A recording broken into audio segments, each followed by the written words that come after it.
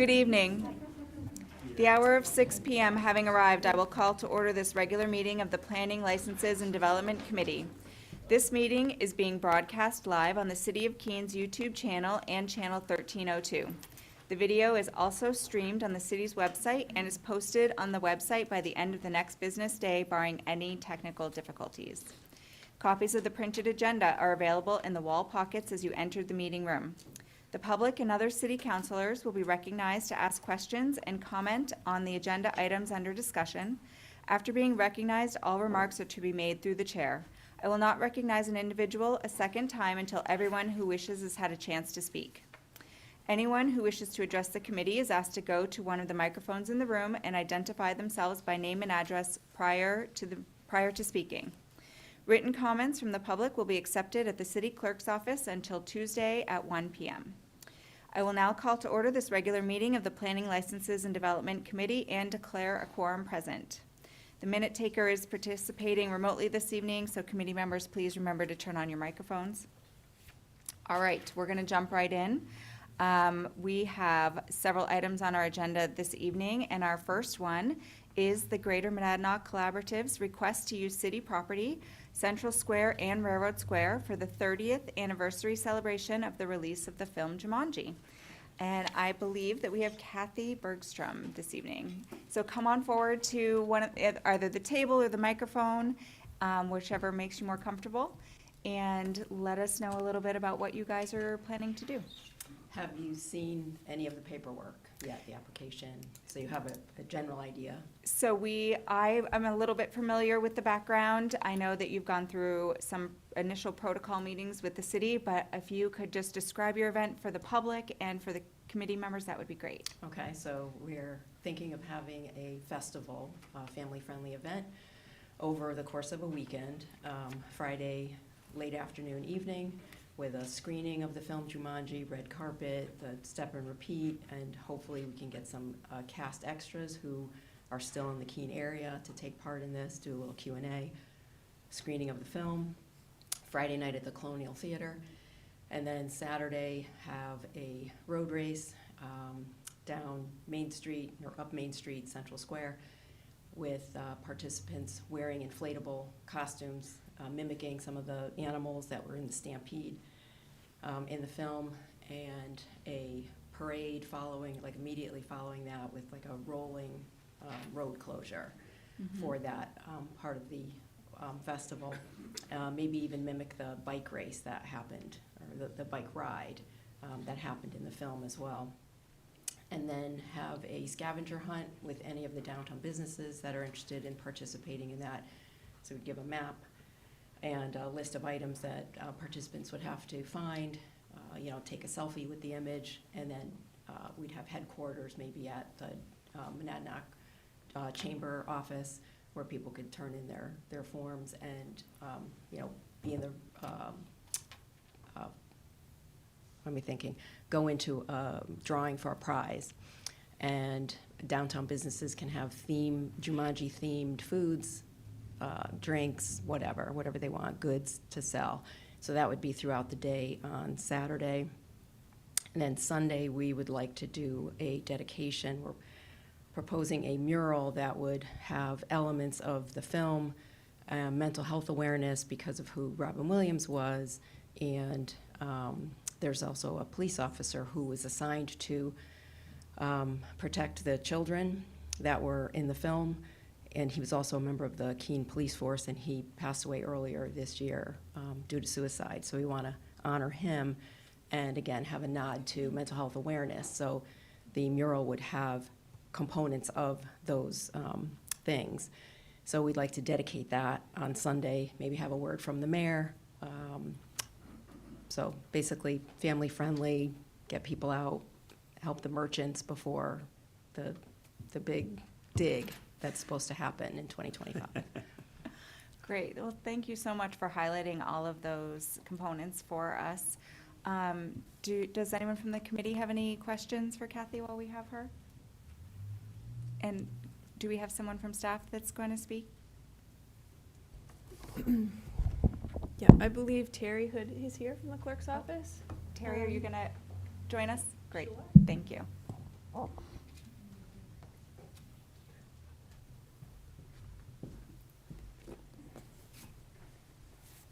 So we have held protocol meeting for this event, and there were a few slight adjustments with timing that needed to occur because of the downtown project that we're all anticipating occurring next year. At this point, their plan has been reviewed, and I think we're comfortable that we're ready to move forward. We'll continue to have protocol meetings to finalize things, but at this point, we're ready to recommend that the license be issued. Okay, great. Thank you. Anyone from the committee have any questions? All right, seeing none, I would ask if there's anyone from the public who'd like to speak on this.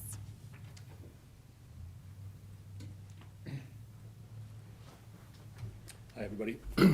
Ted McGreer, 18 Forest View Road, Keene. I wanted to share with you that Kathy's done the legwork, a lot of legwork for this event.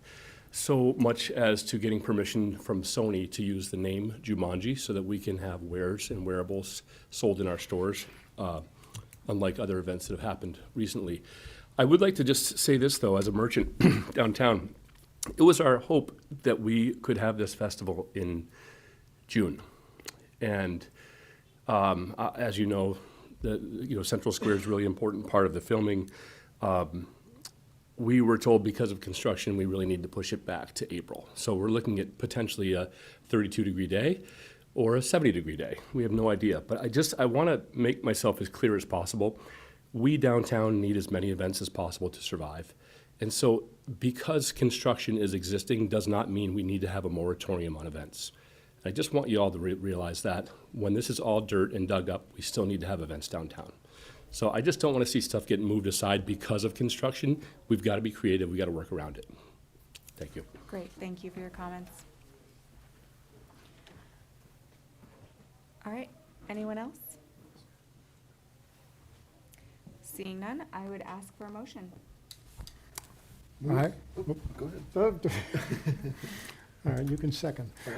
I move to recommend that the Greater Monadnock Collaborative be granted a license to use downtown city property from Friday, April 11 through Sunday, April 13, 2025, to host a celebration of the 30th anniversary of the film Jumanji, conditional upon the following: signing of a standard revocable license and indemnification agreement, that the petitioner provide a certificate of liability insurance with the City of Keene listed as additional insured in the amount of $1 million, that the petitioner agrees to absorb the cost of any city services provided to the event and agrees to remit said payment within 30 days of the date of invoicing, that the petitioner is permitted to conduct a road race, reenactment of the stampede depicted in the film, and a parade to occur on Main Street on Saturday, April 12 at noon with the assistance from the Keene Police Department to temporarily close certain streets or right-of-ways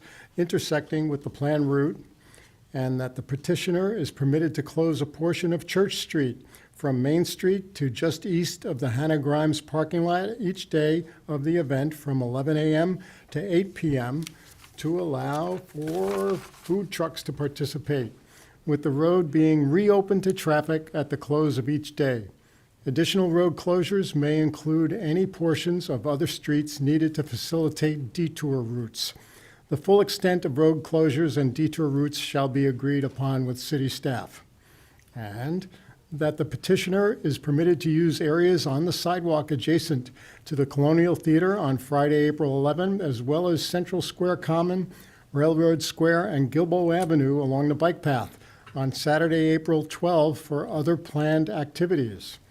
And that the petitioner is permitted to place porta potties in city parking spaces with the specific locations to be determined in conjunction with city staff from Friday, April 11, 2025 to Monday, April 14, 2025, which will be chained together and affixed to ensure that they are not vandalized while unattended overnight. And the submittal of signed letters of permission from any private property owners for the use of their property, and said permission is granted subject to obtainment of any necessary licenses or permits and compliance with all laws and compliance with any recommendations of city staff. Second? I have a motion by Counselor Haas, seconded by Counselor Jones. Any questions on that motion? Anyone from the public have any questions? Oh, Counselor Jones, yes. No, I just want to add, first of all, thank you for mentioning the mental illness part with, especially with Robin Williams. I know he suffered from what's called Lewy body disease, which is something that's very close to me. And I want to thank you for doing that. And as an added theme to bring people in, I was just looking for my phone. I couldn't find it, but I do have a picture of Randy Filio with Robin Williams in my phone somewhere. I think we should put that on display in City Hall. It's very clever, Counselor Jones. Anyone have any questions on that motion? I know that sometimes these protocol motions are very lengthy, and so I hope that the petitioner was able to hear all of that and follow along. All right, seeing none, I would ask for a vote. All in favor? And that is unanimous. And to Mr. McGreer's point, I would like to say that I was aware that staff was trying to help make sure that this event got off in June, but that the footprint would have been an alternate version. And I do like this footprint for this specific event. And so I'm really glad that you guys were able to make some adjustments and work with the time frame because of the construction that's going to happen.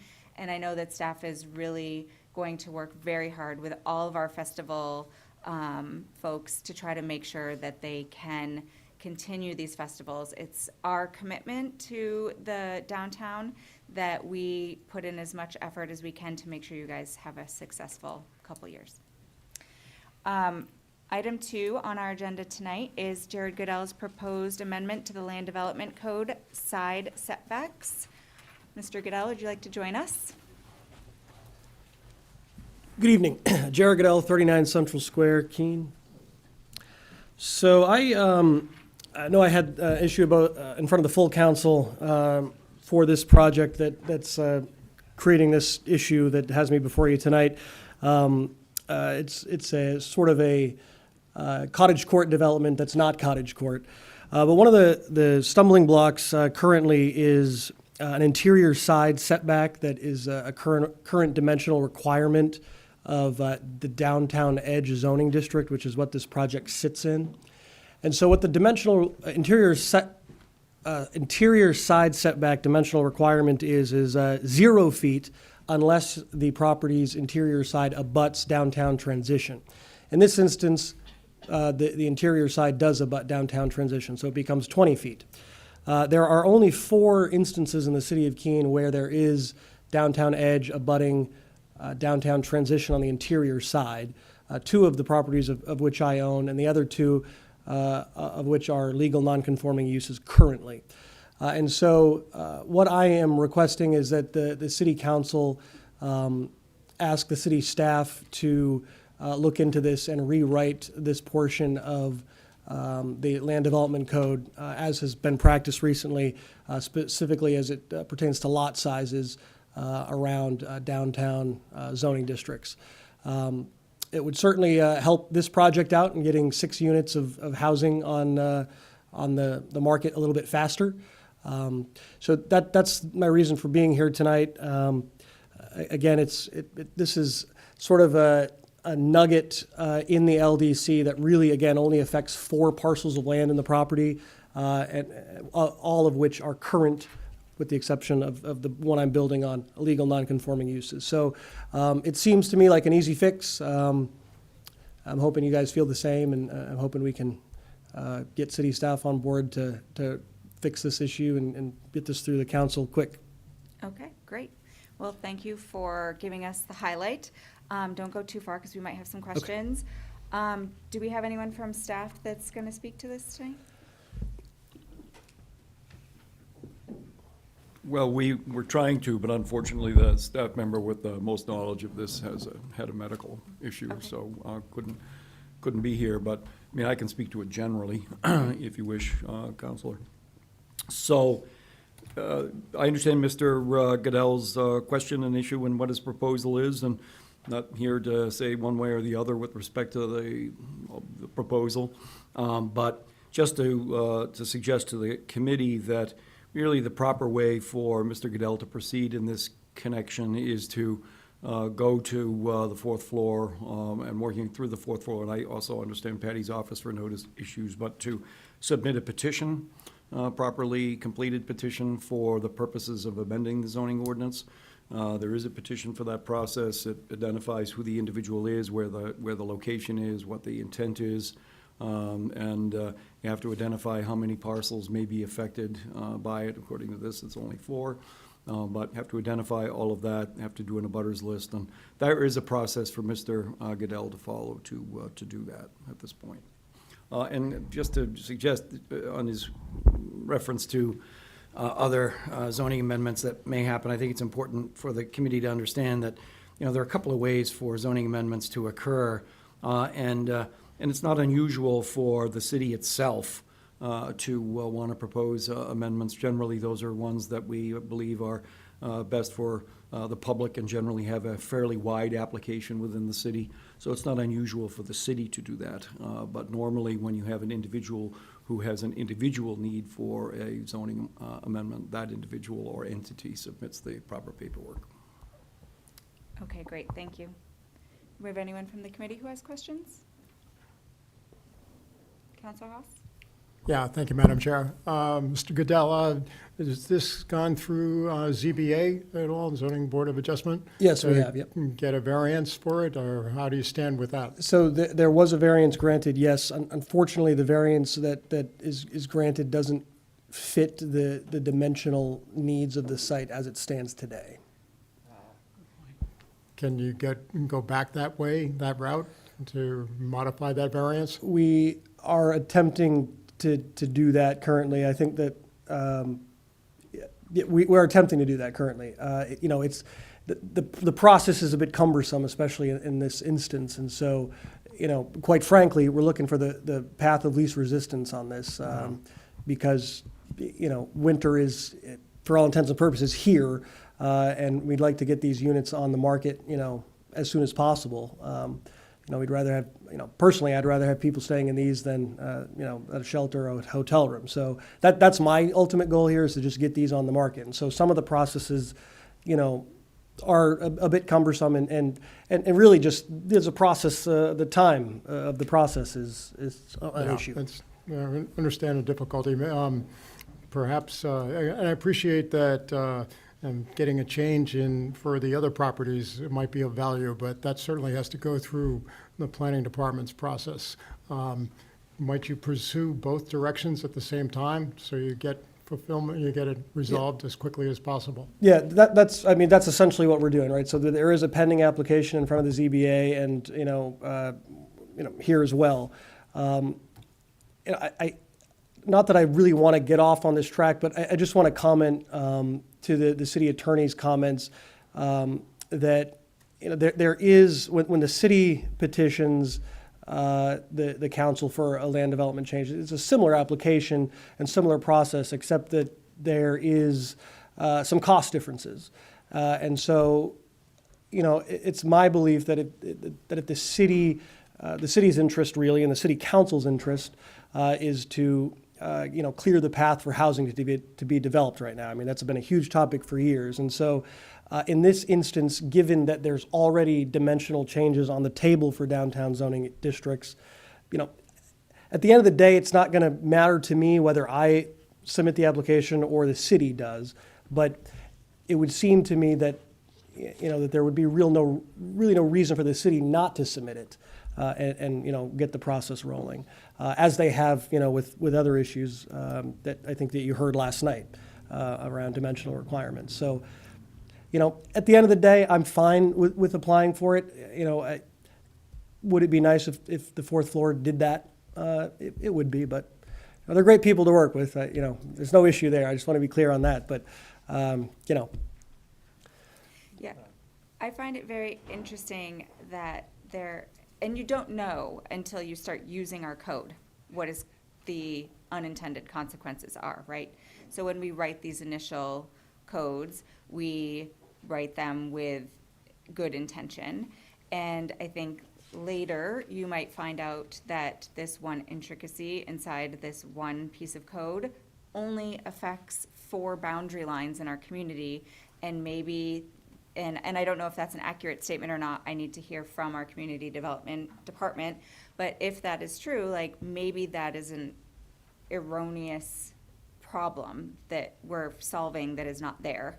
And so I am definitely open to hearing more about what changes could be made and how it would affect the other parcels, because when you're in front of the ZBA, you're dealing with your lot. But when you're in front of us, you're dealing with all the lots that fall, like, the changes we would make affect an umbrella of Sure. property. And so we have to make sure that we're making the right decision for all of those pieces of property. And we're not doing making a decision based on one particular instance. So I think I want to explore this more and see if it makes sense. I think just finding the right process is our advice to you. And I think going to the 4th floor and getting that started with their petition, and following the steps that they outline for you, or is that the clerk's office? Do we start at the clerk's office or at the 4th floor? They should go up to the 4th floor, I The think. 4th floor, to get that petition started and move this along as quickly as we can. Sure. Okay. Anyone else? Okay. Anyone from the public wishing to speak? All right, seeing none, I would ask for a motion. Move to recommend to accept the communication on proposed amendment to Land Development Code side setbacks as informational. Second? I have a motion by Counselor Williams, seconded by Counselor Jones. Any questions on the motion? Seeing none, I would ask for a vote. All in favor? And that is unanimous. Item 3 on our agenda this evening is Mr. Koss, potential for mixed-use development on Gilboa Avenue land. Would you like to join us? Great, good to see you. Come on forward, have a seat. And I did get to read through your letter and go to some of the links that you had attached in there. Do you want to talk to us a little bit about what you're hoping to see from the council? Yes, thank you, and thank you for the opportunity to talk to you more about this. I learned a term the other day from someone who's in the military, bottom line up front, they call it bluff. So I thought that was great. And so basically, and I'll get into a little more, and the letter, I think, spells a lot out, but the land on both sides of Gilboa Avenue, from Main Street to School Street, have a rare potential to become a new downtown neighborhood. I think we all see that, we all know that. It's really special to have that much developable land right downtown and adjacent to Main Street. So it's something I think that really doesn't want to be misused or underused.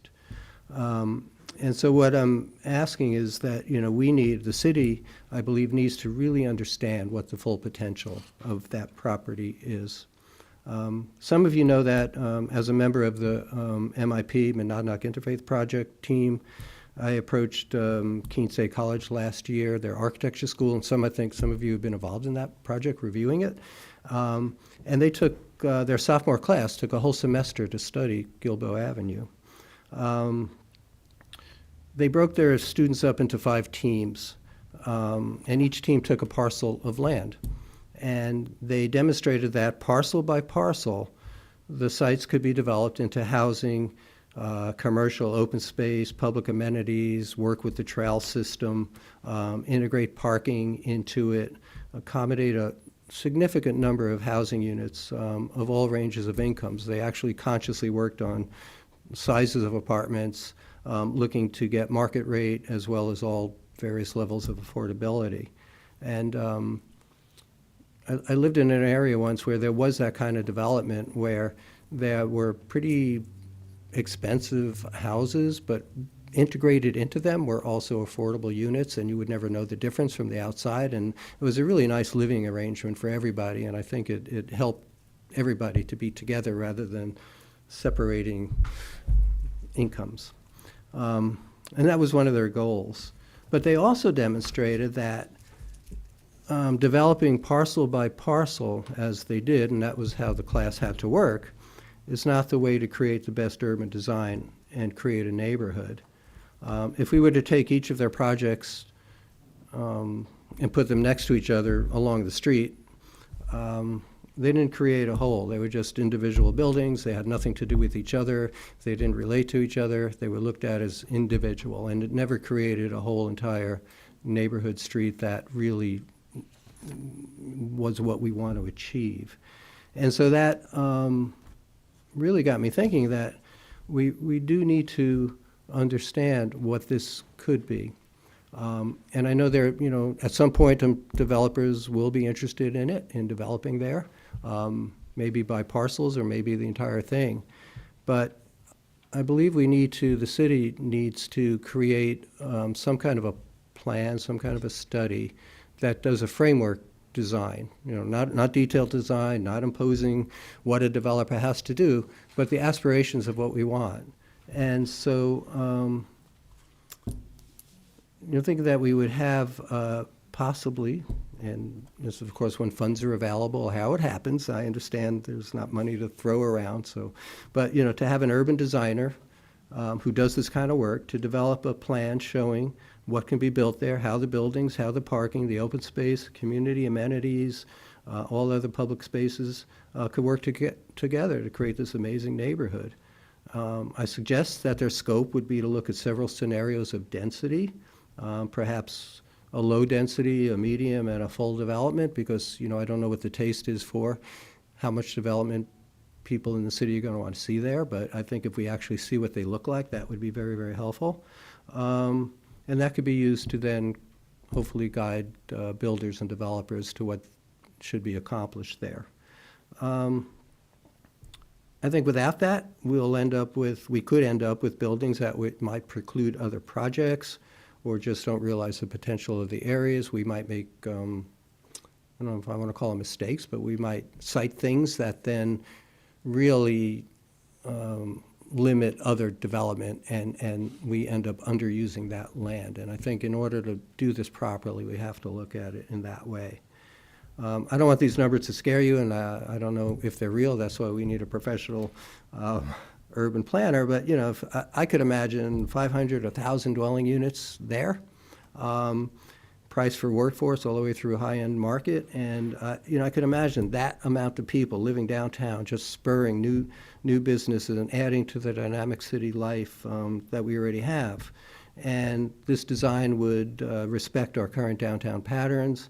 It would create a new neighborhood that we really could be proud of. So putting out there that hoping the city will at some point see their way through to engage this kind of a study before really it's too late and things start to happen there, and then we lose the opportunity to do this in a really brilliant way. And that's my ask. Great. Well, thank you for all of the work that you've put into this and all of the thought that you've put into it. I think that you are really ahead of the curve of what needs to happen down there. But I'm going to use an example, and this is just my own perspective. I relate a lot of your hopes and dreams for the Gilboa Ave to our community's hopes and dreams for the Kingsbury property. We don't own it, and so I think that ties our hands in a lot of ways. Like, we can be inspirational, aspirational, but we can't require anything to happen. If the council could require development to happen, I think the Kingsbury property would look very different right now. I mean, that is, another very underutilized block of land in our downtown that has so much potential. I do know that there's been a lot of talk with Gilboa Ave, and the city does have some things that we can control. And when I saw your information here, I talked to the city manager about seeing if we could get our public works person to speak to this tonight. We have the ability to make sure in our downtown project that we create the most opportunity for the development that we want on this site, and by installing the proper infrastructure, So I don't know if Dawn, if you can talk to us a little bit about what we plan on doing as a city to be able to support development down there? Thank you, Madam Chair. Don Lucia, Public Works Director. So, yeah, the city manager did ask me to sort of be prepared to speak to this tonight, so happy to do so. The downtown project, and we're going to talk more about it in just a few minutes, the scope that's currently included in the CIP and what we're working on designing right now will extend down Gilboa Ave as far as the intersection with St. James. It's not right now funded or planned to go any further down Gilboa than that. But that section that we will be working in between Main and St. James will include water, sewer, drainage, utility upgrades. So that will be sort of laying that groundwork. Further down, and I just totally agree with Mr. Cost that area cries out for redevelopment. But I did want to give you sort of an understanding of what infrastructure currently exists there. Right now, the water main that runs down that section between St. James and School Street is a 6-inch water main circa 1909. It's undersized. It's probably in pretty poor condition if we took a look at it. I don't know of a lot of history of breaks on that one, but it is definitely undersized. Certainly, for the type of development you're mentioning, 500 unit, 1,000 unit, it would not be adequate for that for fire flow purposes. So that would need to be upgraded. The drainage infrastructure in that neighborhood is both undersized and in poor condition. It's corrugated metal pipe, which is notoriously, at the end of its life. So that would definitely need upgrading as well. Upgrading that system probably means extending it to Ralston and Davis down that far before we get to a pipe that's large enough to receive the increased flows from a redevelopment. And there's no existing city sewer utilities in that vicinity. So the closest sewer infrastructure is down at the end of Wilson Street, sort of south of the commercial street lot. And that's a 6-inch clay main from the 1930s, so that wouldn't be adequate to receive, 1,000 units of flow. I guess what I'm just saying is, yes, it does need to be redeveloped, but I just want to set reasonable expectations that the city would definitely have to invest in the infrastructure to support a development like that. Well, I think that before we start to think about all the wonderful, amazing things that we could do above ground, I think that we need to think about all the wonderful, amazing things that we can do below ground. And, That made my heart go pitter-pat.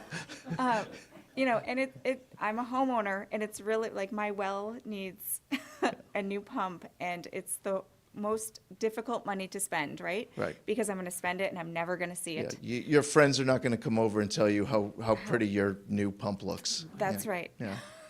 So, I know that those are the hardest expenditures for us, but I really hope that in the coming budget season, and in our CIP, that your department can really think about that and what kind of funds we can start allocating to some improvements. And maybe it's, I don't know what is going to happen and how quickly it's going to happen with that land, but if there is a project that comes along, how can we marry with that project?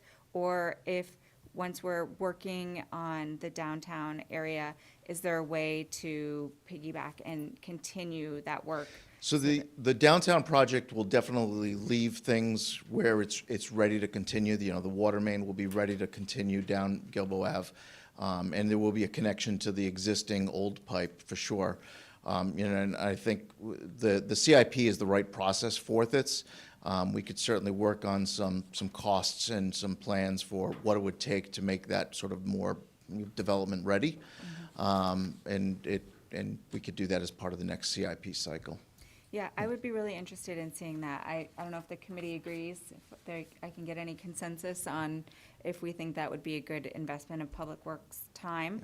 But I do think we talk a lot about that Gilboa Ave corridor, and it's, going to be a really hard sell if you have a developer who wants to put up a building, and then we say, oh, and by the way, you also have to bring sewer from here to there to serve your building.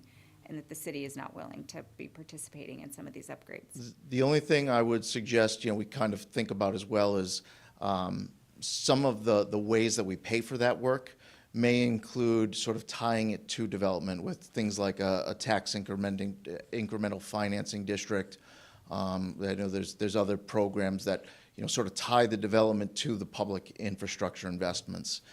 So I think it's appropriate to plan for it in the future, but I don't know if I would really advocate, like, if you build it, they will come. Okay. I think it's more like be prepared, so when there's a development plan on the table, we're ready to support it. Okay, I can appreciate that. Thank you. Counselor Williams? Mr. Costa, I really appreciate your request for some planning in that area. And, I wonder if that's something maybe the master plan could do a sub-focus on. Because, we need to fix the pipes and we need to add sewer capacity, but what we really need is kind of a vision for what's going to happen in that area. And, one thing I'm concerned about is that we do have something of a vision for a parking garage at some point that's in the CIP, and are we just going to build this parking garage without really considering, what's going to go on in the broader neighborhood and how it's going to fit into the broader neighborhood and what those uses are?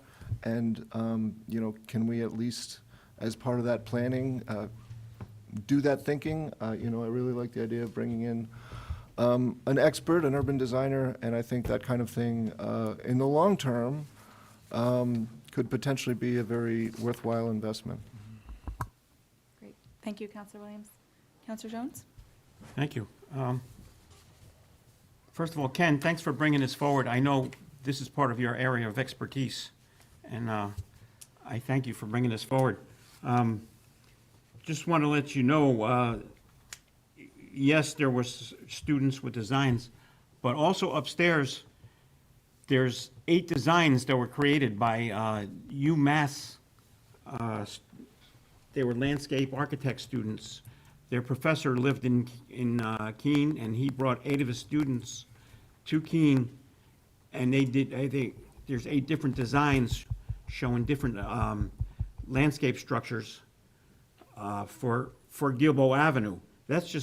Gilboa Avenue's been on our minds for years. It's a very important asset to this community. But you might want to take a look at them. There's also a video. A gentleman named Mr. Peets once proposed a trolley coming from what's the building down there again? Colony Mill to Main Street. And I think that video still exists upstairs. He thought that'd be an added attraction.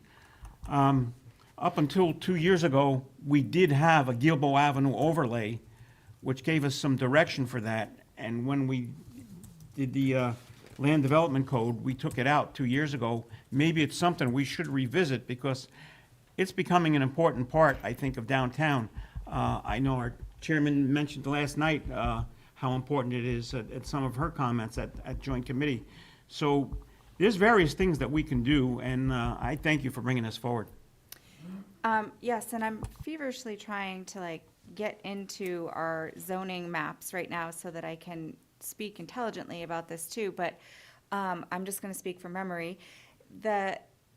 When the land development code was adopted, one of the things that I remember working with our former community development director on, Rhett Lamb, were, in my understanding of the land development code, was some of these designs that we were requiring under the zoning for different areas of the downtown to what we wanted to see for development there. And so although we don't have complete control over what a developer decides to do on any of that property, what we can do through our zoning code is encourage a certain look and feel and height of buildings, and they have to financially make sense to the developer. So we have to make sure that we're creating zoning that allows for structures to be built that are financially viable, that are aesthetically what we want. And I believe, we don't have anyone from community development here to correct me. I would follow up with the 4th floor, but I believe that is an area where we require that the buildings be built to the curb to create walkability. and that there is some restriction on what the facade of that building has to look like on the face of it, up against the curb. So I think that those types of things that we've done through zoning have also helped to encourage the style of property that we want. And we talked about this at joint committee a little bit last night. You know, when I went to the presentation by a local, or by a gentleman who is an expert in walkable downtowns. And he spoke to us about our specific downtown, our Main Street. And I know I'm speaking to all of you guys again, because this committee's heard me say this once already this week. But one of the things that he pointed out was that if you look at the walkable energy on our downtown, that it ends at the parking lot in front of the pizza place on our Main Street. Because when you remove buildings from the sidewalk, you change the energy of space. And I think it's our city's commitment that we see from Main Street to heading toward the Colony Mill, that build out as a downtown, as an extension of our downtown. And so I think that we've tried to accomplish some of that through our zoning rules as well. Yes, Councilor Jones. I just wanted to say, Madam Chair, all the issues that you just brought up were part of that Gilboa Avenue overlay. So, as I said again, maybe it's something we should look at. And was it Jeff Speck that you were talking about? Yes, thank you, Jeff Speck. Yeah, thank you. Yes, Councilor Haas. Yeah, thank you, Madam Chair. Mr. Costa, do you see anything in the proposed master plan that's being developed that fits these areas? And I'm hoping it covers it, and perhaps we need to push in that plan to get more of these ideas in there. Do you have any thoughts on that? I don't know if the scope of the master plan, or at least from what I've seen, is going to get down to this kind of, I'd call it a small area master plan, sort of a development of that area. I think it's going to be sort of stepped up higher than that. It's not going to create the vision and the visuals that people could actually see what might happen there and get excited about it, and then maybe developers can see and get excited about it. So I don't think, but you know, if there's a modification to the master plan at some point, maybe that could be a thing to be done. Same thing with Kingsbury site. You know, these really important areas that we do that kind of a sort of visioning of it. In the next couple of weeks, couple months, as the master plan comes to fruition, we can press in those directions. Thank you. Ken, I think you're right. Probably we wouldn't be able to address that, get into those weeds in the master plan, but we could talk about the value of downtown corridors in a master plan, and that would be a way to go. Yeah, it could be handled, you know, maybe quick graphics or verbally, and explain those ideas and concepts and desires. But Thank you, Madam Chair. I just wanted to address something Councilor Williams mentioned, and I think Mr. Cost mentioned in his letter as well. That's the planning study for the parking garage that's going on now. They recently did the drone flights to collect data on current utilization, but part of that scope for that project does include meeting with the folks from the planning department, sort of estimating the highest best use for those underdeveloped parcels, and projecting what the parking demand will be based on sort of future developments down there. So I can definitely say that will be considered as part of that study. Great, thank you for pointing that out. Anyone else from the committee? Yes, Ken. So one other thought is that if we don't have the utilities past St. James Street, a study like this that could show what could happen there further down toward School Street, and could give us some sense of densities, would then be able to inform the infrastructure projects of what should happen. In other words, do we need to accommodate 50 units, 100 units, 500 people, whatever it is, but that would give us an idea of what that infrastructure development could be. And the other thought is on the parking garage, and I don't know that project very well, but if, I got a little bit concerned that if the parking garage is going to, if this consultant's going to site the garage, and it sounds like it'll be, other things will be taken into account, but secondarily, but if they're going to sort of identify places to put a parking garage if they're on Gilbo, that's the kind of thing that could really preclude the bigger picture of happening if we make commitments to do something without thinking of the whole. And one more thought is, in the letter I did, if we, I hope we can see our way through having a professional study, but if not, the Plan New Hampshire for $6,000, not a lot of money, is willing to come here. I had a conversation with them already, and they would love to take on a project like that. They come with architects and designers, and they spend 2 days or 3 days. It's a charrette. So it's not very detailed. You probably get a pretty picture and some idea of what's going on, but at least you do get some professional look at it. But I don't think that's really going to give us everything that we need. So thank you. Okay, thank you. City Manager, did you have anything to add? I'm not sure if I was picking up on that or. No, so I did take a look at the work, and thank you, Ken, for forwarding all the work that the Keene State College did related to Gilbo Ave, and we review the work that they do related to Kingsbury as well. We actually get some really good ideas from that class, so it's helpful every year. And I've been through several planning charrettes in other communities. There's a lot of upfront work that has to happen to have a successful charrette, to get something meaningful from that charrette. And right now, obviously, our focus is the master plan and completing that project, and hiring a new community development director. But I think something like a charrette in the future is a good idea. Okay, that's great. Is there anyone from the public wishing to speak on this? All right. Name and address for the minute taker, please.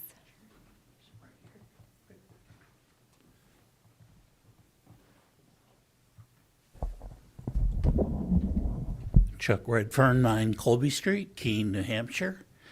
I'm here tonight primarily speaking as an individual who was involved 30 years ago in seeing that some development occur on that lot.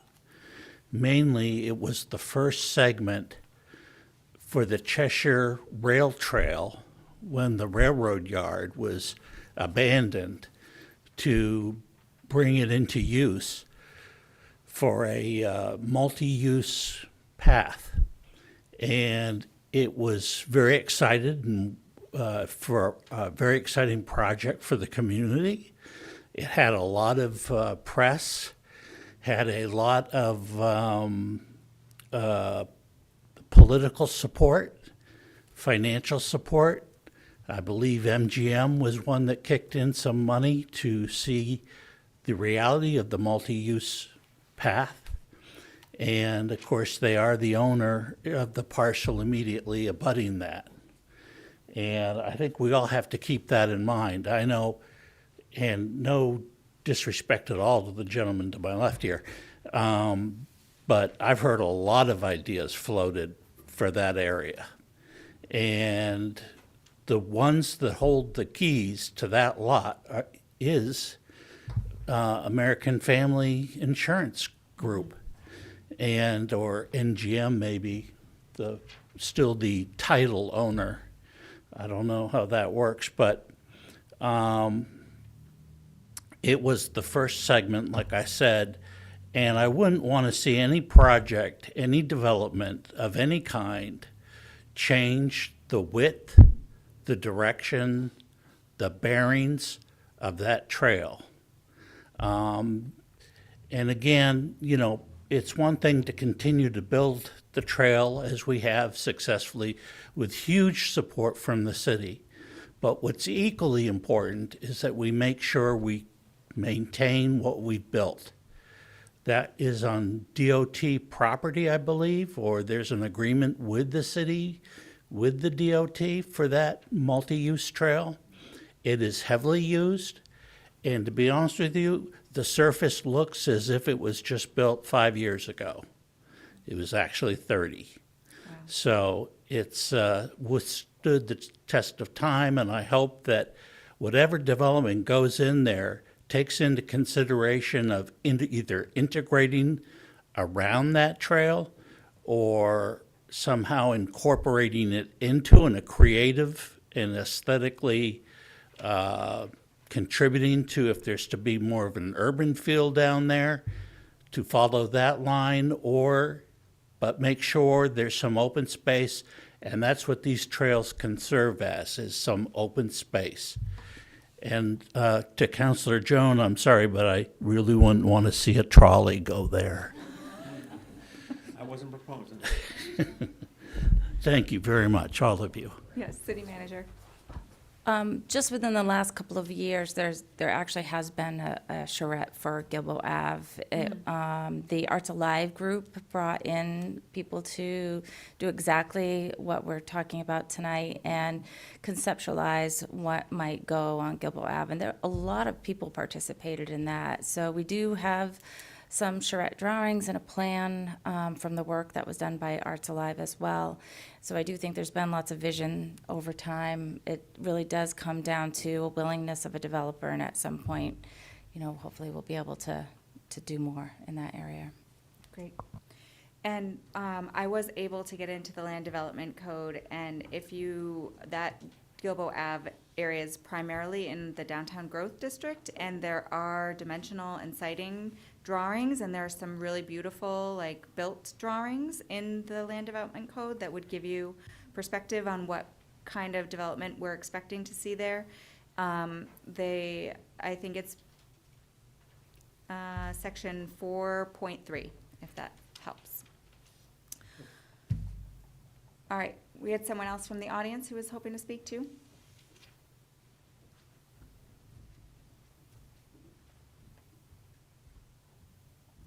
Thank you, Laura Tobin, Center Street.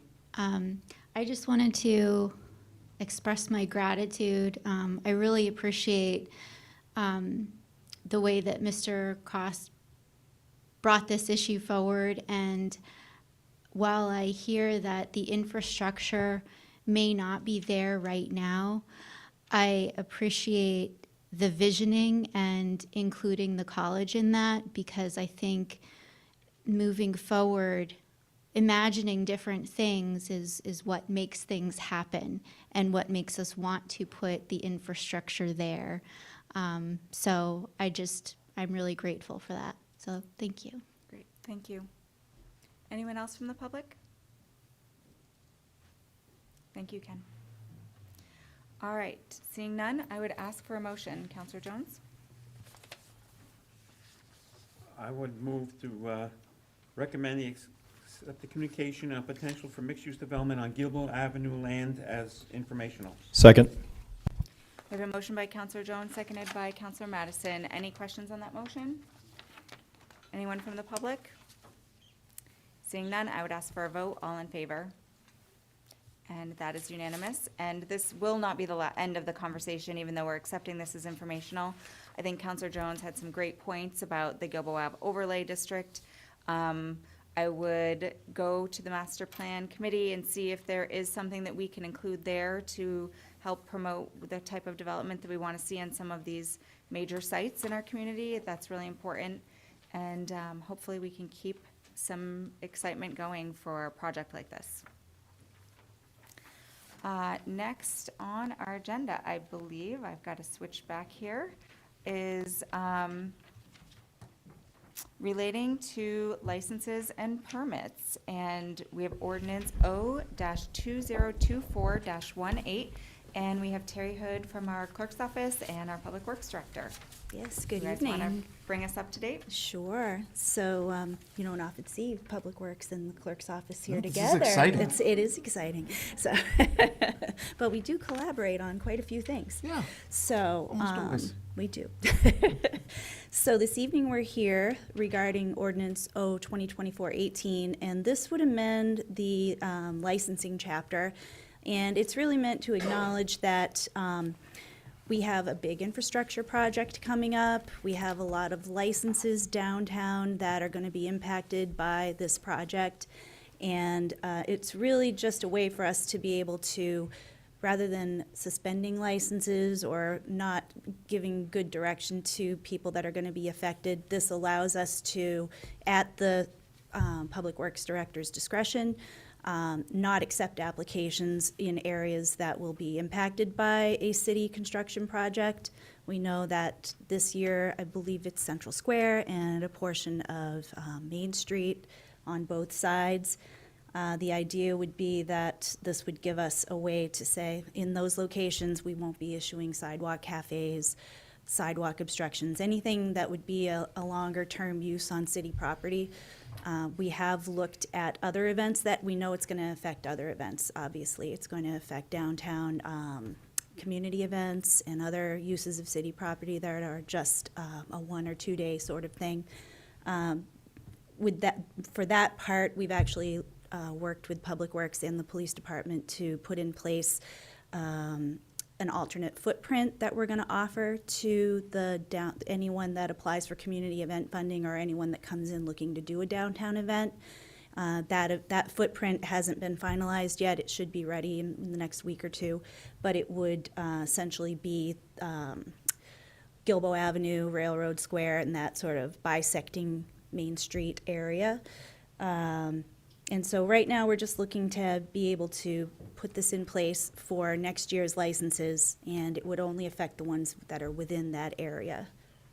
And that's what I have for now. Thank you. You're welcome. Yeah, so, as Terry alluded to and Mr. Greer mentioned earlier, in terms of the community events, there will obviously be an impact, but we're absolutely going to accommodate them in different locations. I think the Jumanji event really was sort of location specific, right? It just wouldn't have been the same event if it wasn't in Central Square. But for sure, we're going to still be able to have community events. They just might be in a different location that's here. This ordinance really is, the genesis was, of course, the downtown. It will potentially affect other licenses. For example, I think the Brew Bakers on Wilson Street has a license to have outdoor tables in the right-of-way. And I could see, at some point in the future, we may have to do sidewalk work or paving there, and that would, affect that. But basically, this is about the downtown project. So the graphic that you have there on your screen is from a presentation we gave to residents and business owners back in June, when we started talking about the phasing and how we're going to manage construction for this project. So what you're seeing there is the 3 annual phases. The first phase is shown in red, Central Square, including Main Street down to Lamson and Church. You will see that the red section overlaps all the way down to Railroad. There's a little bit more overlap in phase 1 and phase 2. Just because we have to connect to a large diameter drain line that's existing in Railroad Square.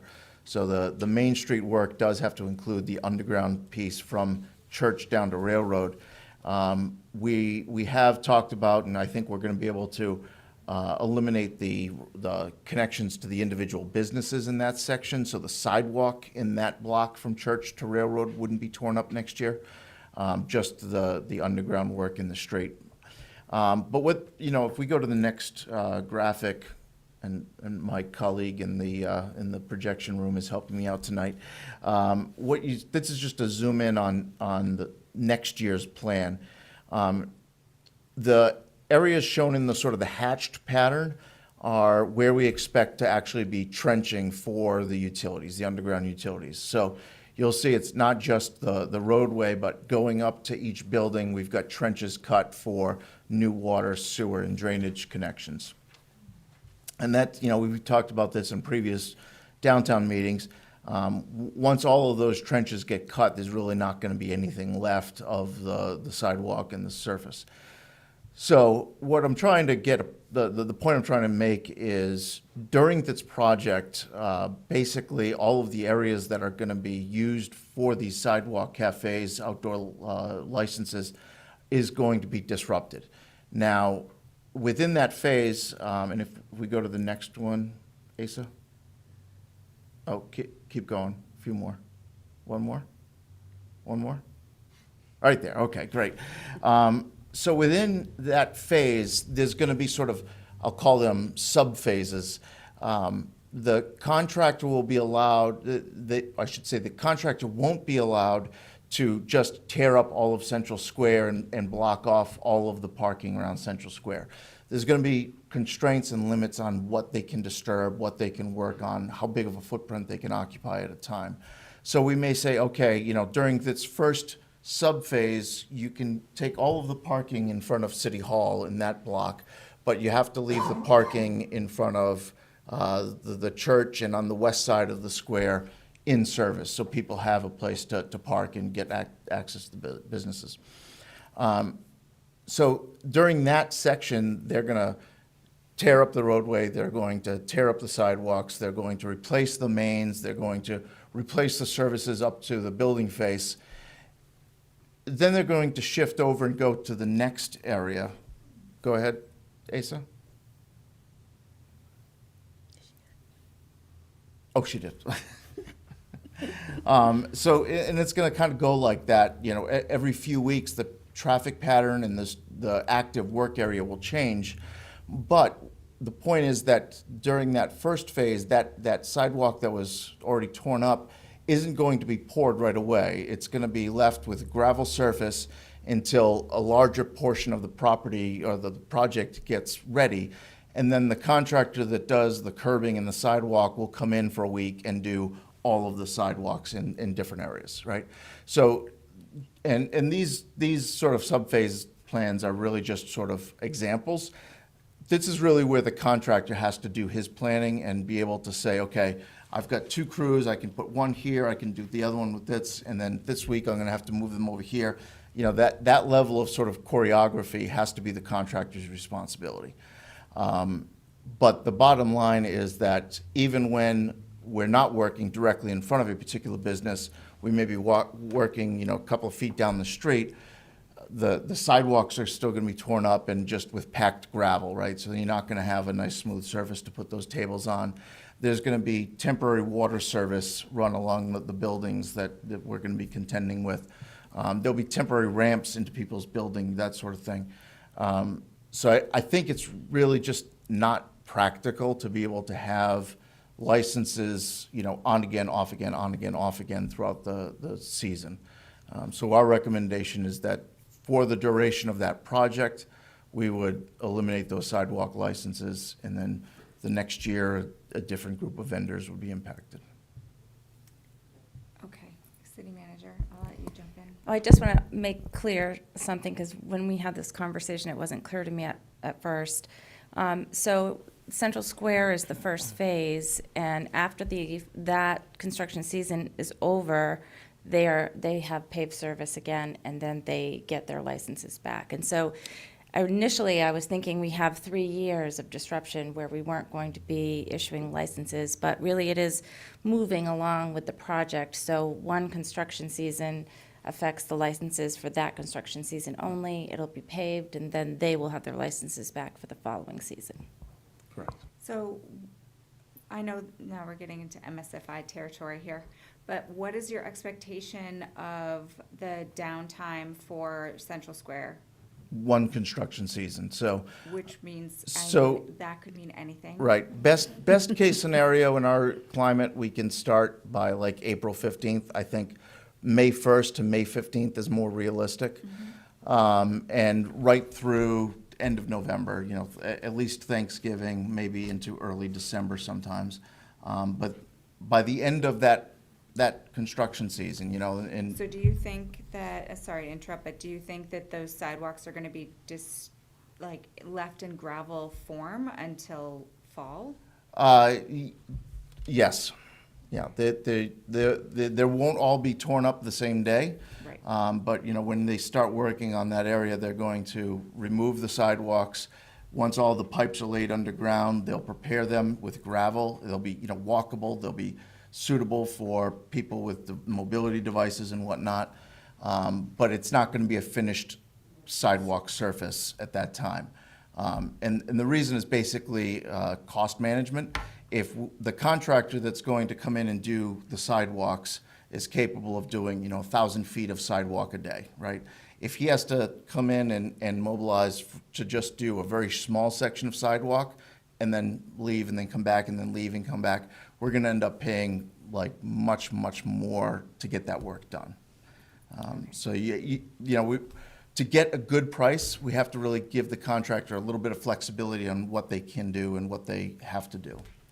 I was just hoping that you were going to be optimistic and that we could give these licenses back potentially in the same year, if it was at all possible to capture any of that sidewalk cafe season. I am an optimist by nature, Madam Chair, but I would much rather at this point have folks prepare that they're not going to have outdoor dining next year. Okay.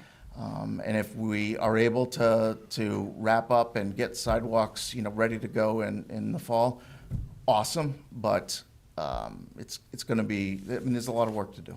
Okay, so with this change in this ordinance, would you suggest individuals who've held sidewalk cafe license still reach out to the clerk's office and submit some sort of application to hold their license with you for the season? Or it says shall not accept, so that seems So very. that wording was pretty specific, because Yes. what we're trying to avoid is folks applying and then being either denied or having their license suspended. It's much easier to not issue anything in the first instance than it is to revoke something or suspend something that has been otherwise provided to the applicant. For our part, I think we're going to do a lot of outreach and make sure that folks that are affected know that they will be impacted and the duration of that impact, and we'll also let the license holders that are able to continue next year know that they should do that and that they need to get their applications in for that purpose. So I think it's just gonna be a matter of us providing good communication.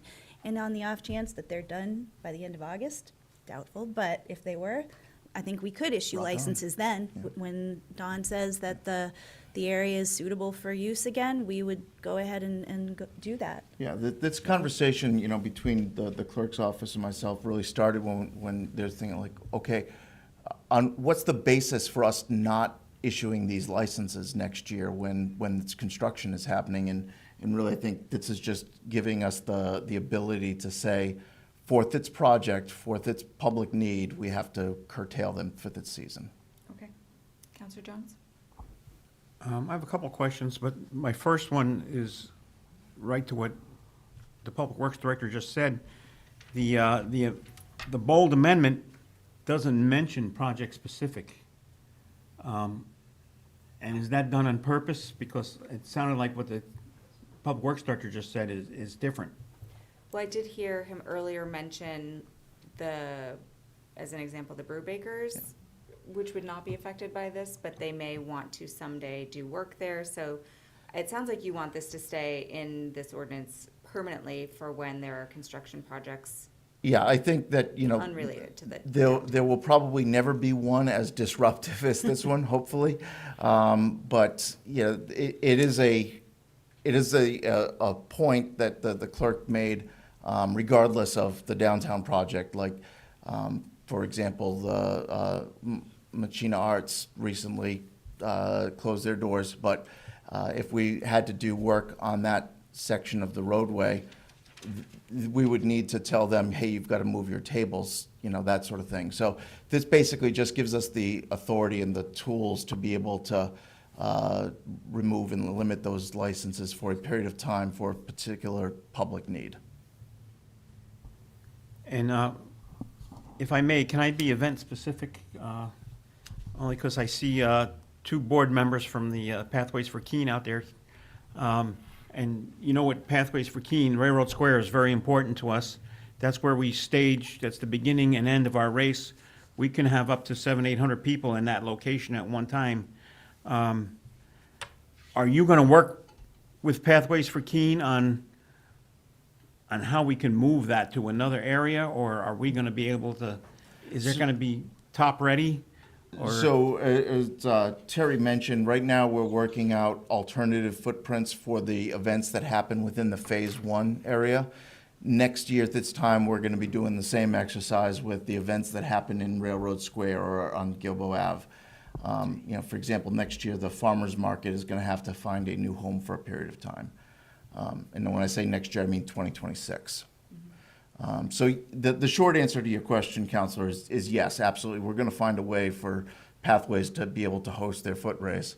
I have a very selfish and personal invested, desire to see those events keep happening. But our commitment is to make sure that these community events can continue to happen. They might not be in the same place that you've always been, but we'll find a way to be able to accommodate them. Great. Thank you. Counselor Madison? Thank you. In the past, when a construction project impacted a license, how did we handle that?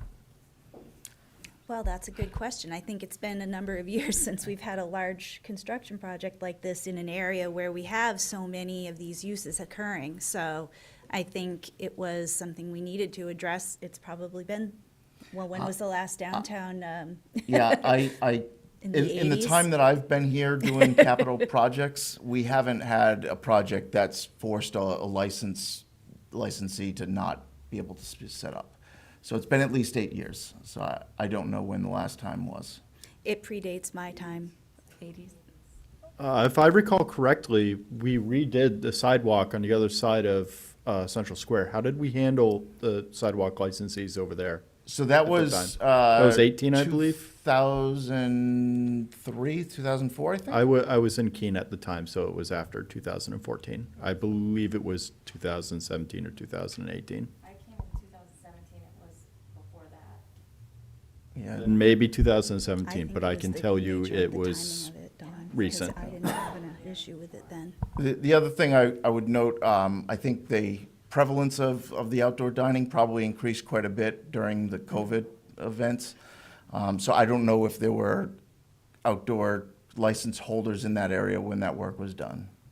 Yes. My understanding was that there was a business owner on the other side of Central Square, Poorhouse, who wanted a new patio, offered to pay for it.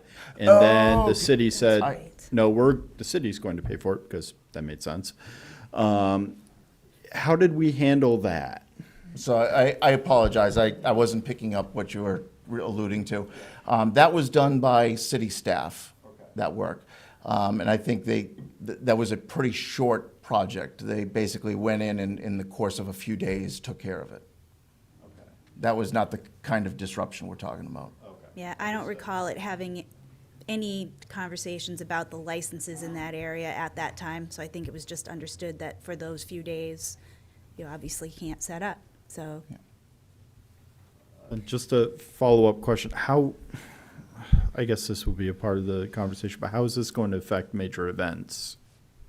I mean, I know you've said we're going to have to move some, but.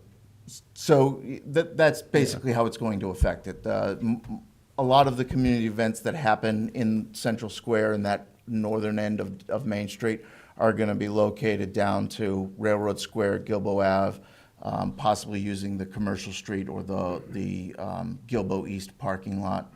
So, Pumpkin Fest, Food Fest, those events are going to be moved south.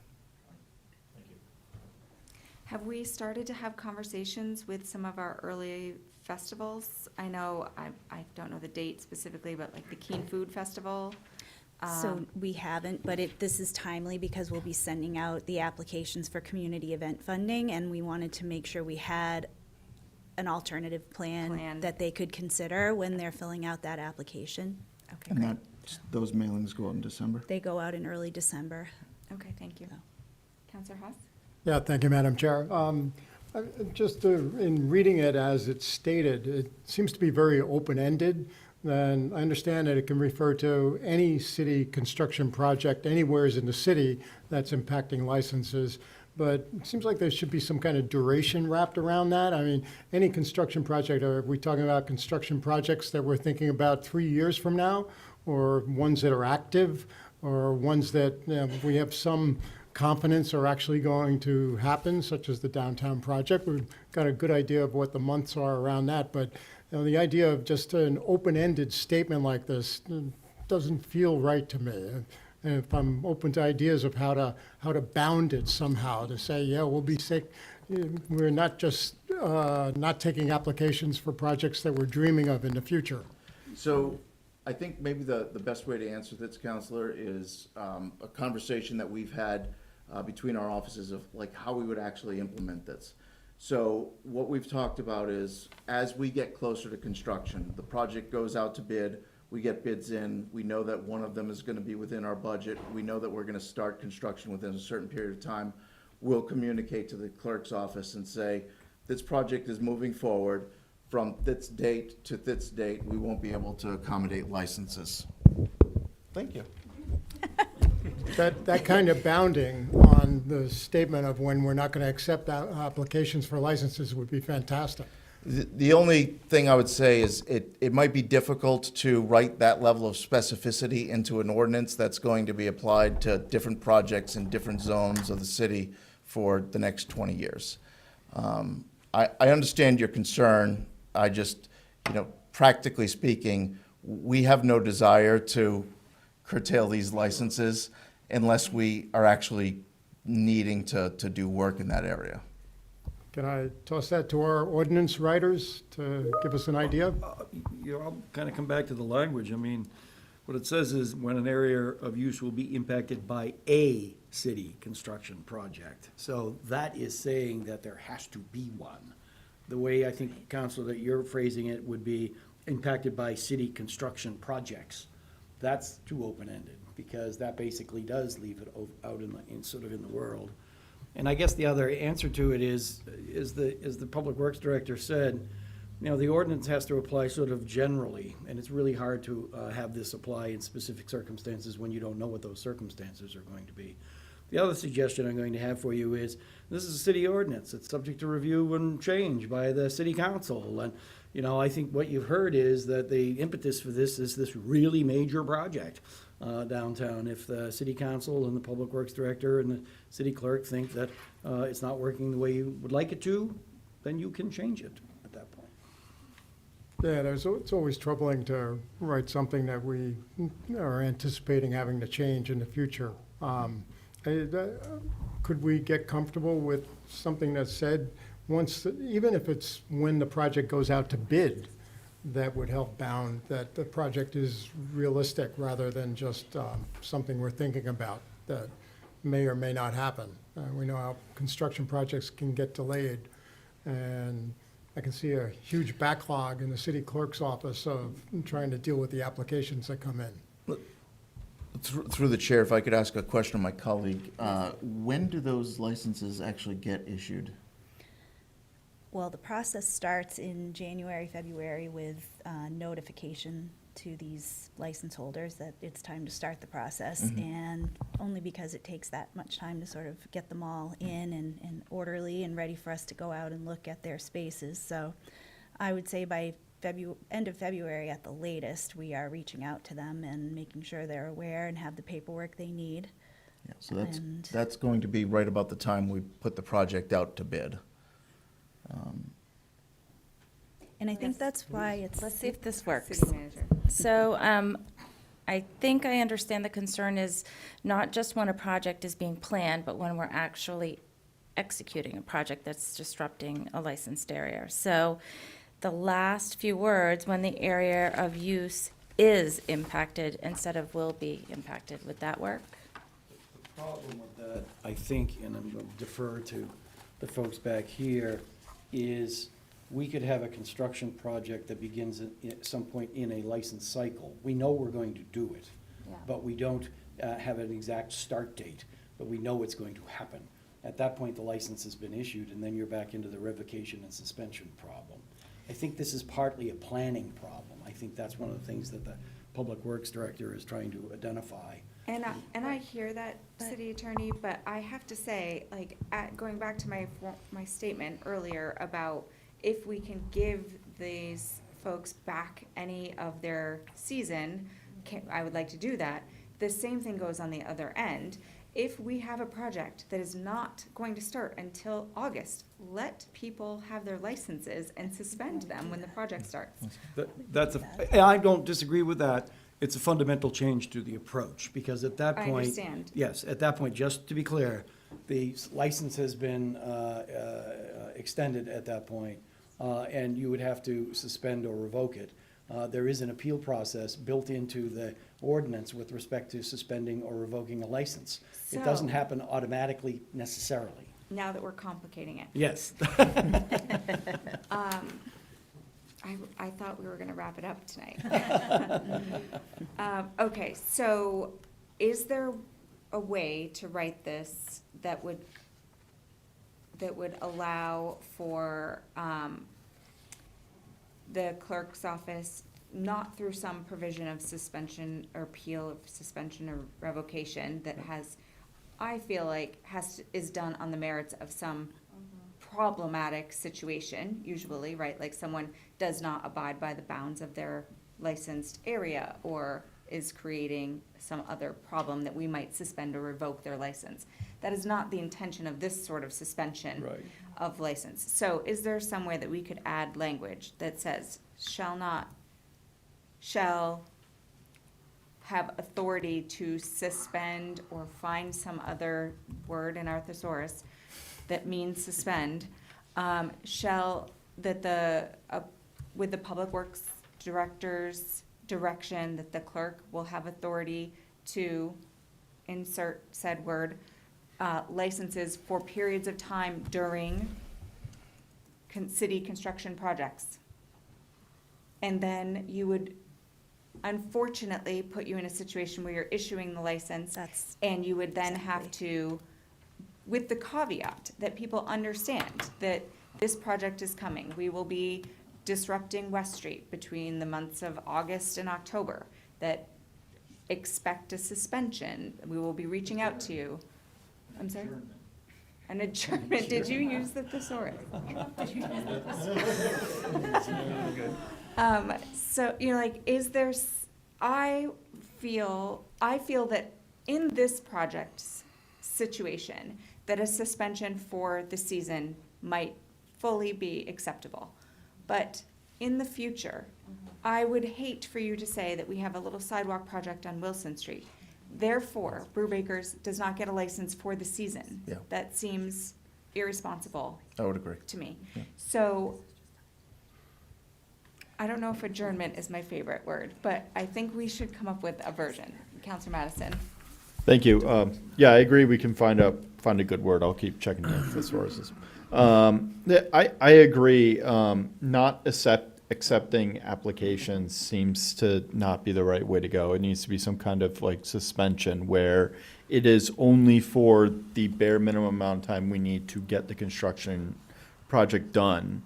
My concern is that at some point in the future, and I'm not talking about anyone present or currently in any situation, you're going to have someone who has a very narrow, very strict view of the rules or of the ordinance and says, well, we're going to patch a pothole on Main Street, maybe sometime in June, therefore the food fest can't happen. We might, we might remove a tree on a sidewalk somewhere that's a construction project, so no sidewalk ordinance for you, no sidewalk cafe for you for the whole year.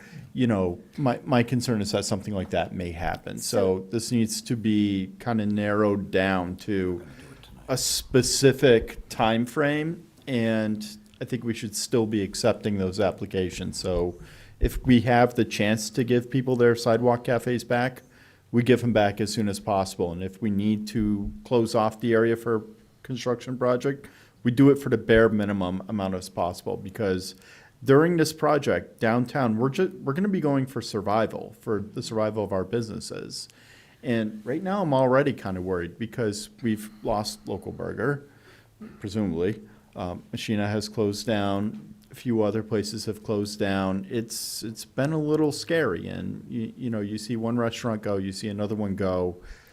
It kind of brings back memories of 2008, and we need to be super cautious of that with this downtown project. So we need to take every opportunity possible to get people downtown, get people to the businesses, get people spending money.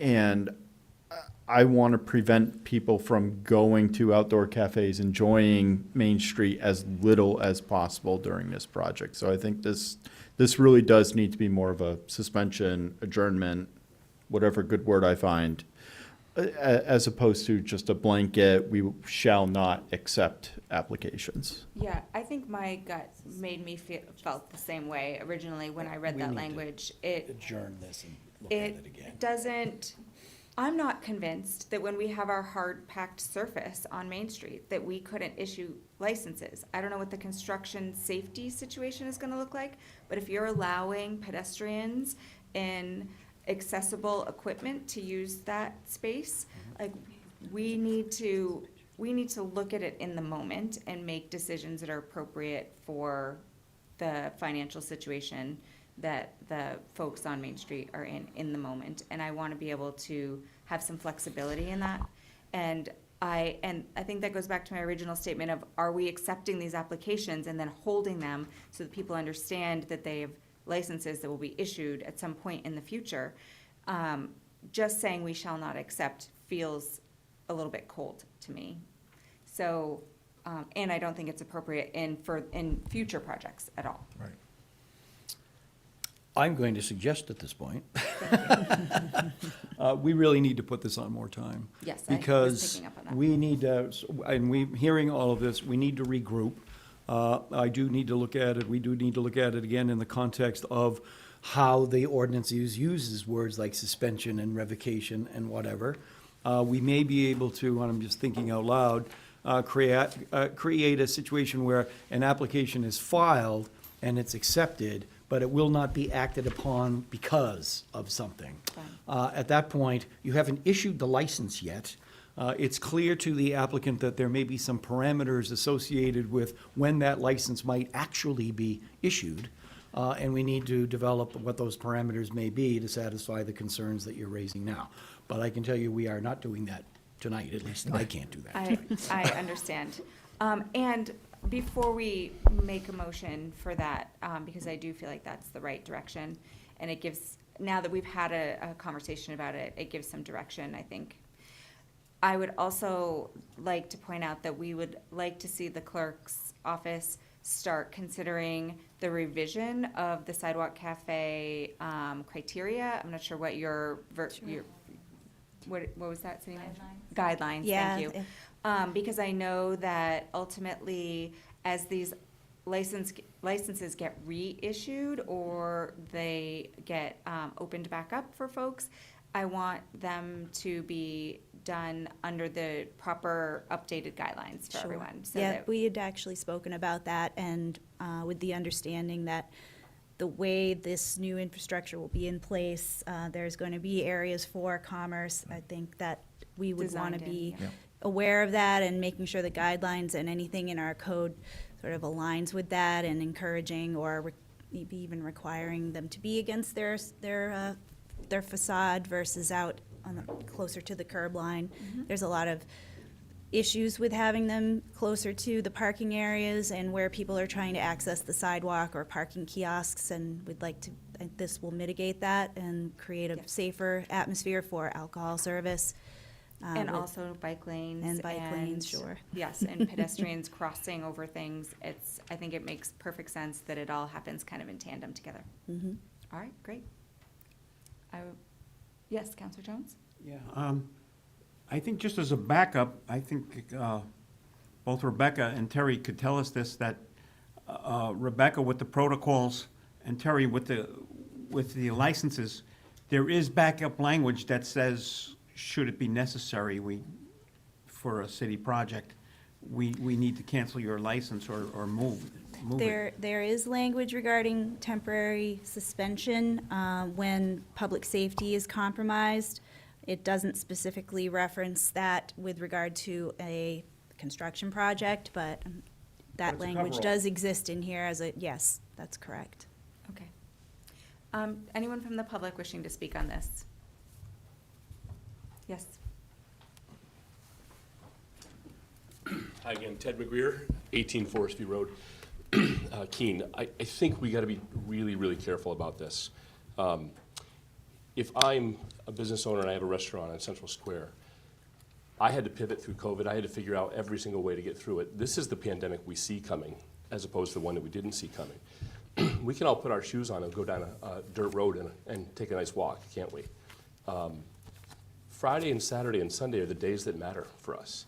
We're not doing construction on Saturdays and Sundays. If I'm George Bennick, I'm going to buy 40 rubber mats. I'm going to put them out in front of my restaurant, and I'm going to try to do the best I can to pay my staff and have livelihoods here. So we were all told through these visioning sessions, these public sessions, Stantec was going to come down and put rubber mats in front of our doors and try to mitigate dust and do all these things. I understand the suspension of licenses during construction, but they're not digging on Saturdays and Sundays and Friday nights. Those days matter. So I think we really need to compromise a little bit. And I don't have any skin in the game here. I've got 32 parking spaces behind my business. I can get people to my business. I'm fearful for the livelihoods that matter down here. So, Yes, thank you. And I think that we hear that too, and I think that that's the exact type of flexibility that as a council we want to offer downtown businesses, and we're putting it on your shoulders to be creative and come up with a way to make that work for us. All right, thank you. Councilor Madison, I'm open for a motion.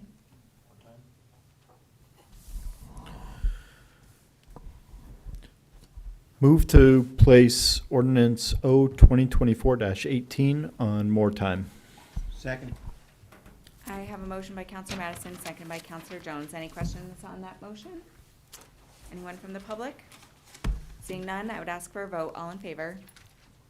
And that is unanimous. Thank you, I'm Madam sure Chair. we'll see you back soon. Okay, looks like we're getting some handouts. We're moving into our last item tonight. It's gonna be several things under one agenda item. We'll be having separate motions on each of these. These are our city council rules of order amendments, section 15, votings of conflict of interest, section 17, motions, section 26, review of items of business, and section 25, communications.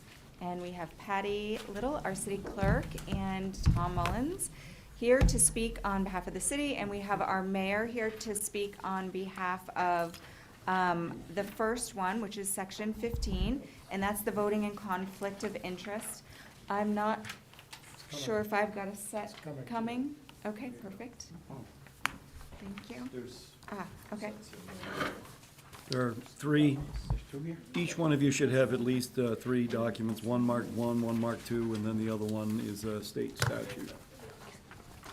Yeah, well, no, I have others. If you want to pass it over. If you wouldn't mind giving them to the city manager. Wasn't sure how involved, invested you want to be.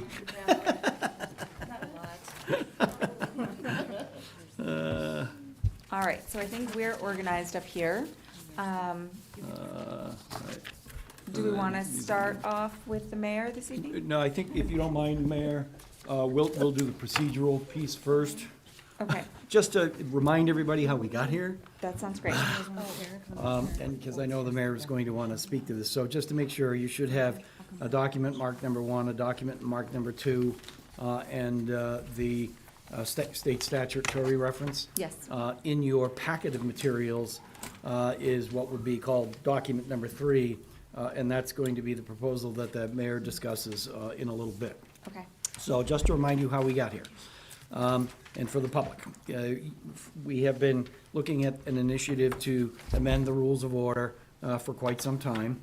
PLD did reach a conclusion a while ago and submitted various proposed amendments to the city council for consideration on September 19th. And some of those prior ones were adopted. One was, changed a little bit, not very substantively, but changed a little.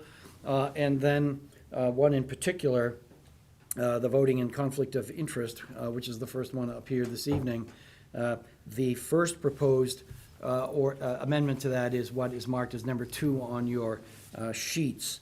I gave you number 1 so that you understand that that's what the rule looks like now. It wasn't changed. This proposal, number 2, went before the city council to amend the conflict of interest requirements at that point. I gave you that one. That was the number 2. It shows the changes that were proposed, but the city council at that point decided not to adopt those changes on a vote of 8 opposed, 7 in favor at that point. Thereafter, the mayor exercised his charter right to require a reconsideration of this rule, Section 15. That reconsideration occurred. The mayor ultimately was tabled and then referred back to your committee now for further conversation. Now, what happens at this point is, before you, based upon the requirement to reconsider, is the proposed amendment that was defeated previously, because it's right back now. It's like nothing happened with that. It was like that proposal came in, it's right back now before the city council. So that proposed language and that proposed amendment is what's on the table at this point. There are a couple of things that you can do with that proposal. You can decide that you like the decision that you recommended before, or you can say, no, we recommend to the city council not to adopt this. You can recommend to the city council, yeah, we like that previous amendment. You could do any of those. You could also have a conversation with the mayor, which I would suggest, and he will present to you the language that's also in your packet with respect to what he's proposing now to amend the rule as. Now, the reason why that has to then, if you decide to adopt some or all of the mayor's proposed new amendments to it, it then has to go back to the city council for a first reading, because this language was not previously considered by the city council. So we would go back to the city council for a first reading, would then come back to the PLD you may change it, you may not, and then it would go back to the city council for final adoption. That's what the rules require with respect to the amendment of your rules of procedure at this point. Understood. Good. Thank you. Great. So I think this is the cue up for our conversation with the mayor. Yes. Thank you. And to be further clear, what I will ask of you this evening is that as you take up the item that is being reconsidered, that a member of the committee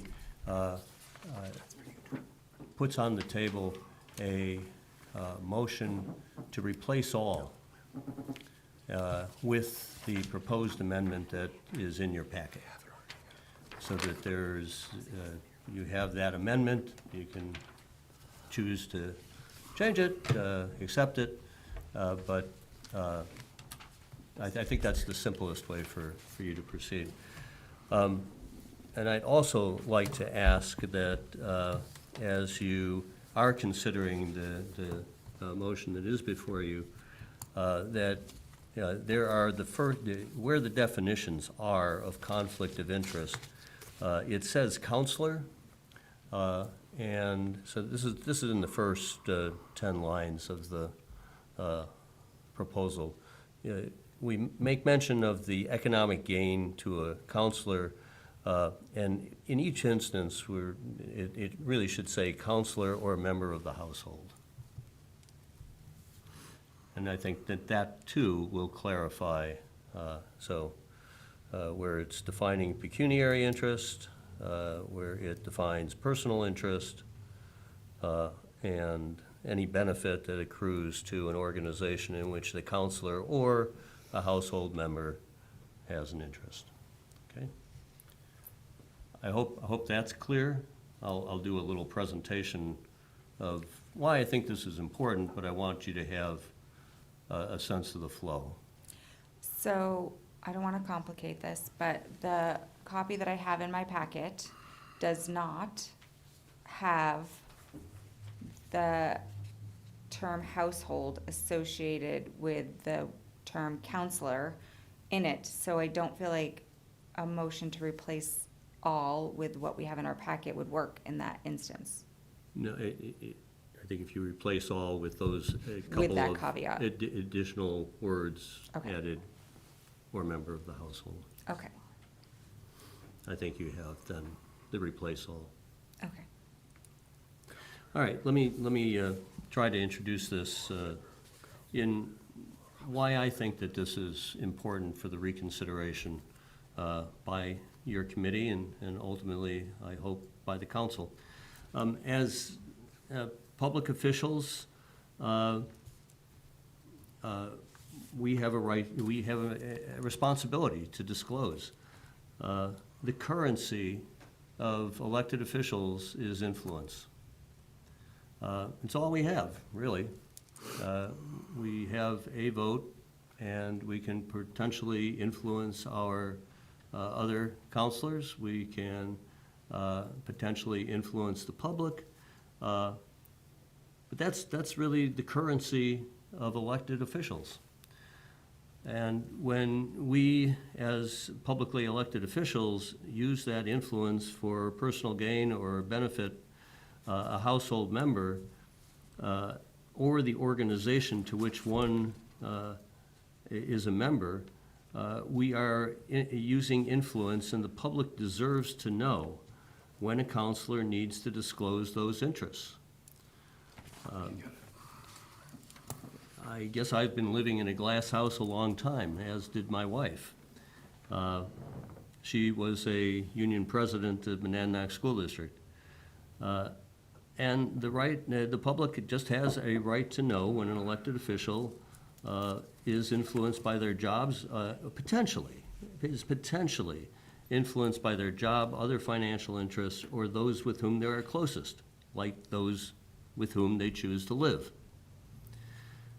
We could make reporting go on indefinitely about the types of relationships that should be reported, but there are some of those with whom we have longstanding relationships that may be outside of our household, and we're not trying to go there. That'd just be an overabundance, an overkill. But at a minimum, we as publicly elected officials should be held to a standard that should disclose interests of our household members, interests defined as financial or personal interests that would be perceived to inhibit impartial judgment. That's what this is about. It's not that there is impartial judgment. It's that the public might perceive that, and that we as colleagues to each other in the city council might perceive that there is a conflict of interest, personal or financial. This is what the state of New Hampshire dealt with in this past legislative session with the passage of House Bill 1388. That proposed amendment parallels, the proposed amendment that's in front of you parallels the state's revised statute, which is effective January 1st, 2025, which is the beginning of the new legislative term. And it makes sense, too, for us to consider this conflict of interest change prior to January 1, 2025. It's when we will be filing new conflict of interest statements as city councilors. And it makes sense for the city because it notifies councilors who might be considering running for office in 2025 of this requirement. The proposed amendment still requires that councilors disclose and that the full council votes on the recusal. That's no change. It defines pecuniary interest or substantial influence in an organization that those serve as the threshold for disclosure. Pecuniary financial interest or substantial influence on an organization serve as the threshold for disclosure. It requires the mayor or any councilor to disclose this for any member in the household over 18 years of age. That parallels the state right up to this point. We are still paralleling what the state has adopted in House Bill 1388. Um, So, we can see that there have been those kinds of questions that have come before the council in the past, both for ourselves and for household members. And we don't have a reporting mechanism for our household members. That's what this would do. Just to give you some examples, those relationships that I'm aware of involve the Keene Public Library, the Keene Housing Authority, the Keene Housing Kids Collaborative, Southwest Community Services, Planned Parenthood, the Keene Downtown Group, Keene Young Professionals, Rotary, Keene State College, and the Monadnock Economic Development Corporation, just to name those that come quickly to my mind.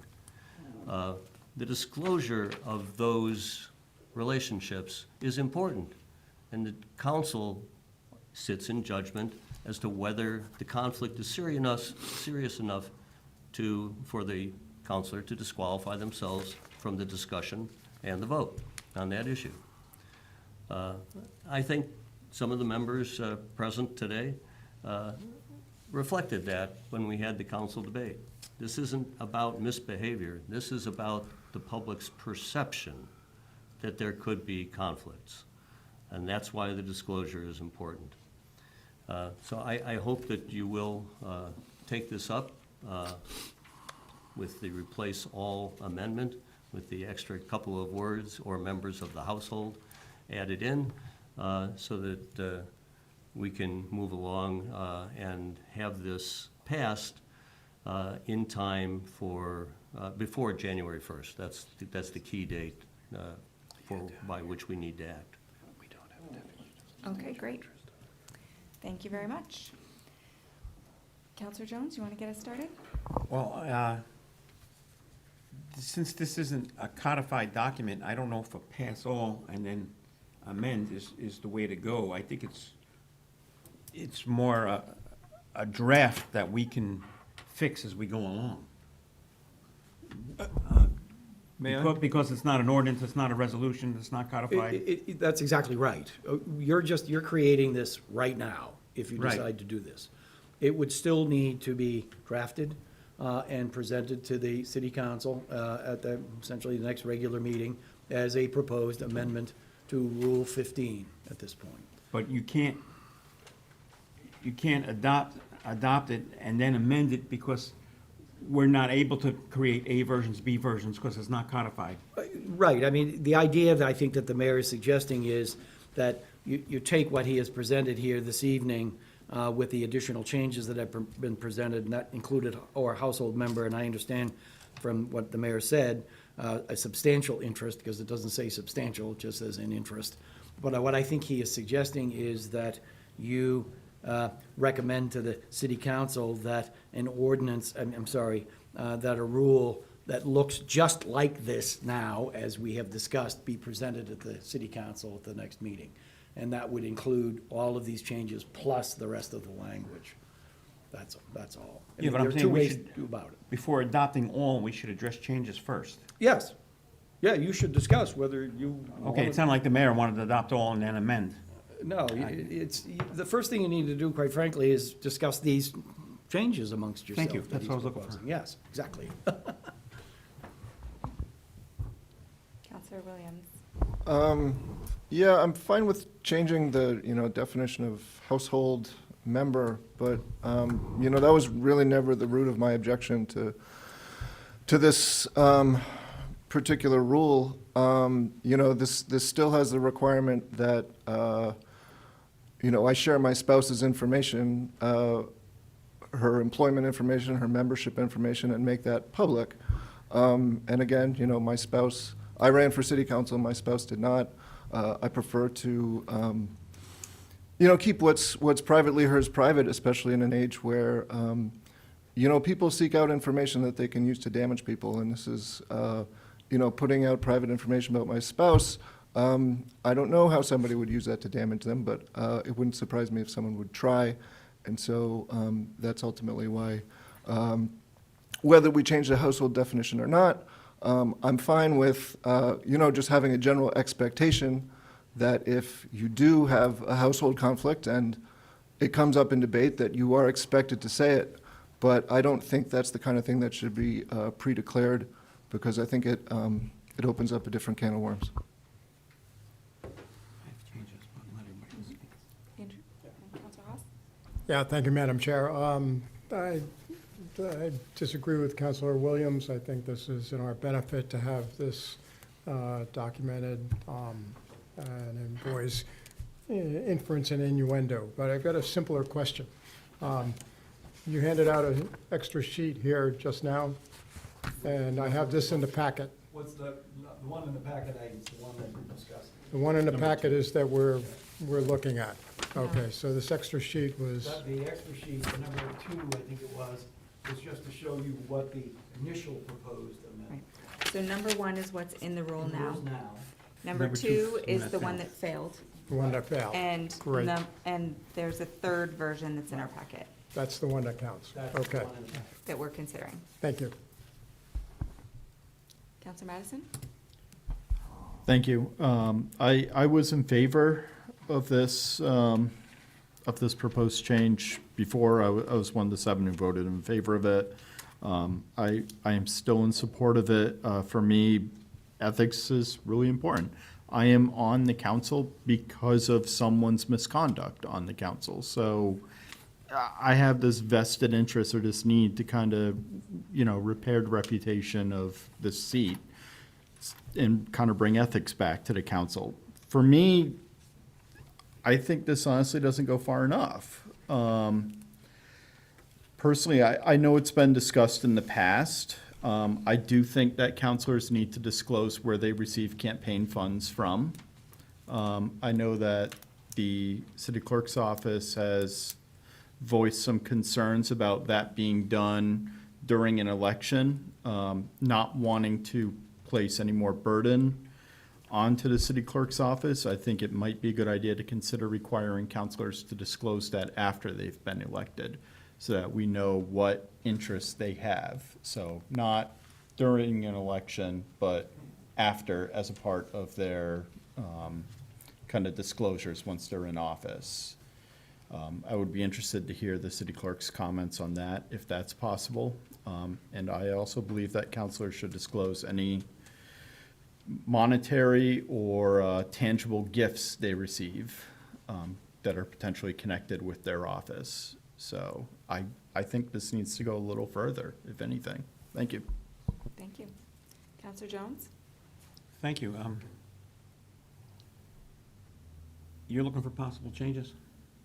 Is that where you're at? I am at, I guess, if you can start off just giving us some indication of how you feel about the ordinance, the way it's drafted, and then if you have changes, let's hear them. Okay, as for the one in the packet, first of all, it starts with every counselor. I think it should also say, and mayor, because the mayor does vote in times of a tie. In the language. It says down towards the bottom. And he also makes the appointments, so, okay, It does say at the bottom. okay. Say down in the body of this that the mayor is subject to the conflict of interest rule. And the part on other members of the counselors, the immediate family, or any other person living in the same household, I think that was put in because of me. If you remember, I brought up the fact that we don't have Commonwealth marriage in New Hampshire, so, but yet you could have a live-in partner. But I didn't mean living in the same household. I mean, you could be renting a room to somebody, you could have a swamp at staying over the summer, you can have a student staying with you, temporarily.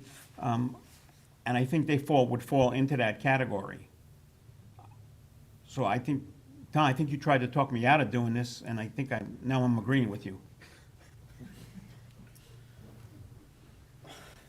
Going back to. I won't charge you any extra for that. Okay, going back to number 2, the way it was worded in there, I'm fine with. Number 2. It's down here. The way it was You want me to read initially it? proposed. You're looking at what I've presented as document number 2. Yes. That's the version that was introduced initially into the city council for your consideration. That version, the household member wasn't part of that at that point. That came up as a later part. And of that's the what I'm discussion. asking for, that we go Yes. back to the number 2 version. Immediate family member. Yes. That's what you're suggesting. Yes, I am. Take out household member and sort of keep it more narrow. Yes, I was the one that started that conversation, and I'd like to end it. That's certainly the committee's prerogative if they want to go back. I mean, remembering, just to remind everybody, you can go right back to this version that went into the city council originally, if you want to. You can take the mayor's proposed changes and move that forward, if you want to. You can say, we don't recommend any changes to section 15, if you want to, at this point. You can do any of those 3 things. So I would just, and Mr. Mayor, you might be pointing out the same thing, I'm not sure, but I would take you, I believe that the mayor introduced this change partially to align us with the state's policy, and that's included, that was the 3rd item that we received tonight. It's not labeled, this one. Right. And you have a definition of household member, and I think this helps clarify, assuming that we adopted this definition as our own, that it says means any person living in the same domicile as the representative, which would be counselor, that shares a common economic interest in the expenses of daily living, but including but not limited to spouse, child, or parent. So I think that protects you from your exchange student or your swamp bats. Yes, but we don't have that in You in can our put it rules. in. I would But like we- to see that in there. You can. So if we included that definition of household member, you'd be comfortable with the Yes, I would. change? So you were saying as defined in the statute, 14B:1 Roman 2, right? Yes, thank you. Mr. Mayor, did I catch what you were going to add, or? And I think that will do it. I was thinking in terms of permanent residency as opposed to the temporary residency that Counselor Jones was suggesting. Permanent residency can be defined through a tax return, through a voter registration. Also, I think it helps if we can align ourselves with a state statute. And I think that is the purpose, my purpose in wanting to use household, and I think city attorney probably is using the same purpose, wanting to align with the existing definitions makes good sense. Okay.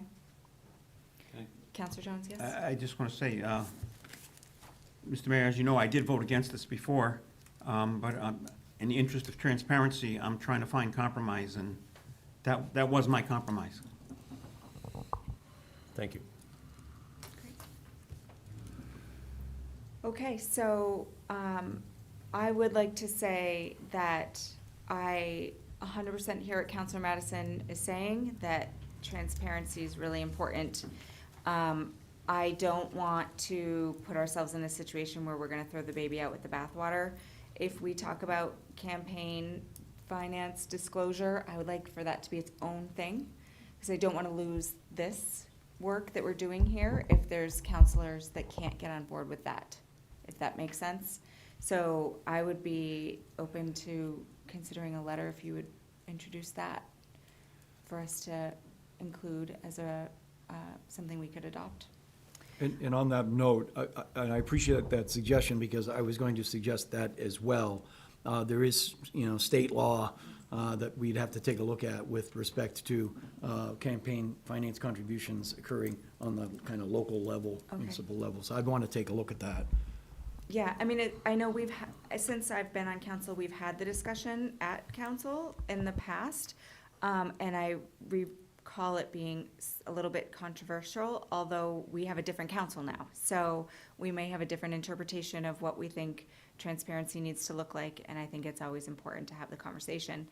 I do want to go back to something I believe Councilor Haas said during our debate at City Council, which really meant something to me. If you've been following along, I'm in support of this. I've seen it protect myself because of times that I've had to recuse myself for my husband's employment, and I've also seen counselors inadvertently advocate for things that made me uncomfortable to watch them advocating for without disclosure, and not out of malicious intent, but I think out of just naivety of what the expectation is and what the public would expect. And I think, Counselor Haas, you said something in regards to, it's not necessarily how we feel what we should disclose, but if you were to stop a member of the public on the street, what would they feel we should disclose? And I think that that really was important to me, because we do choose to put ourselves in a situation where we're elected and we're sitting here, but at the end of the day, we're doing that at the grace of the constituents, and they, they have, I think, the right to ask of us that we're doing this with their best interests and not our own personal best interests, and that there would be an expectation of that. And I've never seen us choose transparency and that be the wrong decision. So I have started to read through the version that's in my packet. I am a little confused about the replace all. I've highlighted 6 instances in the first 15 lines where the term counselor is used, where I believe it should probably say counselor or member of the household. I think that the most important places to look at that would be at the very beginning when you're defining a pecuniary interest or a personal interest, and including in there gain to the counselor or household member, which is, and we can do it there. And then where we have a definition for a household member, we're gonna make sure that that includes the counselor. So counselor would get swept into it everywhere else. We wouldn't have to put it after every single reference to counselor. That'd be less cumbersome. Okay. Can I just correct myself? Sure, Counselor Jones. I think I used the term Commonwealth before. I meant to say common law. Yes, yes. We knew what you were saying. Nobody in Massachusetts is actually married. Relationship in your household, huh? Counselor Madison. Thank you. I agree with your previous statement as well as the city attorneys, and I would not want to move forward on my proposal without comment from the city clerk's office. So thank you for that. Oh, great, thank you. Okay, so if we can agree to include the definition of household and to, where the attorney finds appropriate, replace the terms counselor with household, counselor and household, are there other changes that we should be scrutinizing? So you said to add substantial interest, was that the term? Yes, and the mayor had referenced it, and he and I had talked about it a little earlier, where it says, this is on a personal interest, organization in which the counselor has a substantial interest. That sort of needs some definition, and it does need definition. And there is a definition included in the recently adopted statute under RSA 14-C, and it lays out, and that's why I didn't give you that, I'm sorry, I should have given you that. I believe it was sent to us. Oh, yes, I think Patty said that, yes, you do have it. It's also on your desk. It's also on our desk. Here we go. Yes, so it's RSA, it's section 14-C:4D, basically, and C and D. C says persons having a substantial influence, or interest is the other word to use for it. And if you look at 4D, it lays out the facts and circumstances that would define substantial influence. It's the same idea, substantial interest or substantial influence. And what I would suggest is we could incorporate, revising so that it fits the city's, the city, but we could incorporate those particular factors. You will see that there are 7 of them. 6 of them, sorry. So 6. I am gonna need a minute. I read through this earlier and was curious if this would come up, because there were some of these that I feel like I didn't necessarily agree with, were in alignment with our interpretation. So if you can just bear with us for a Sure, second. yep, take it, yeah, absolutely.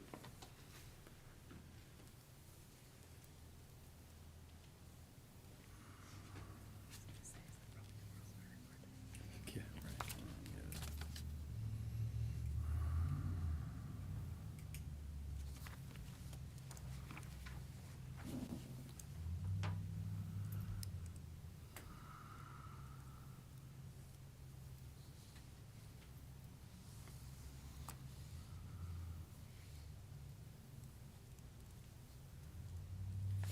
Okay, so if I recall, my concerns had to do with the 14-C:4E, facts and circumstances tending to show no substantial influence. Yeah, you're down in the next section, yes. And there was a reference to almost the level of employment that a person held, and I have to find it.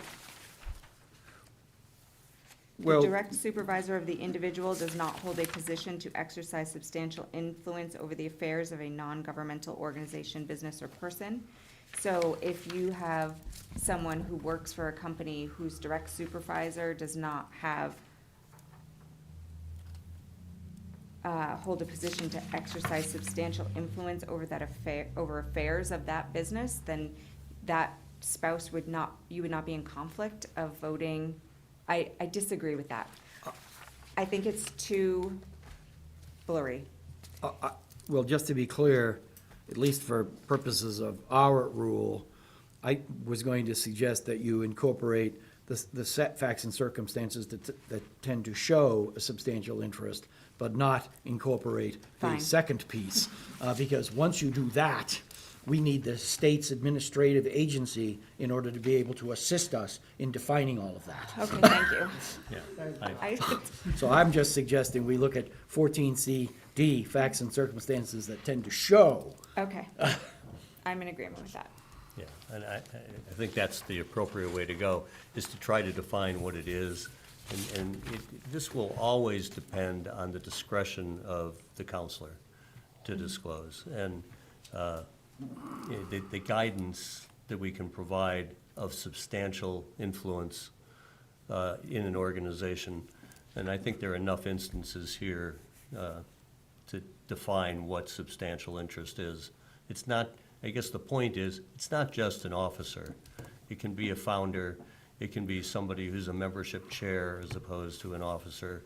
There are lots of people and lots of roles that people exercise their influence within an organization that's substantial. And so I think we can cover it with the, and here are some examples. And I do think sometimes we overly articulate what our intention is, and I think that this is a great place to do that. Like, there are a lot of times we spend time on the land development code saying, we have so much restrictive language in there, but I think this almost gives you guidance, which I appreciate, because I feel like oftentimes we sit here and we'll have a member of a board who is not an executive member of that board, and they are voting on a license, which is not a pecuniary interest, but they cannot vote on whether or not we're going to give them community funds. And there are all these nuances to those things, and counselors tend to be volunteers and joiners. And so I think we do run into this often, and in my experience as of late, all of the members that I serve with are very forthcoming and trying to do the right thing, and I think this gives us some guidance for that. I think that's good. Otherwise, I'm so far happy with this. I think there's some stricken language at the bottom that gets cleaned up.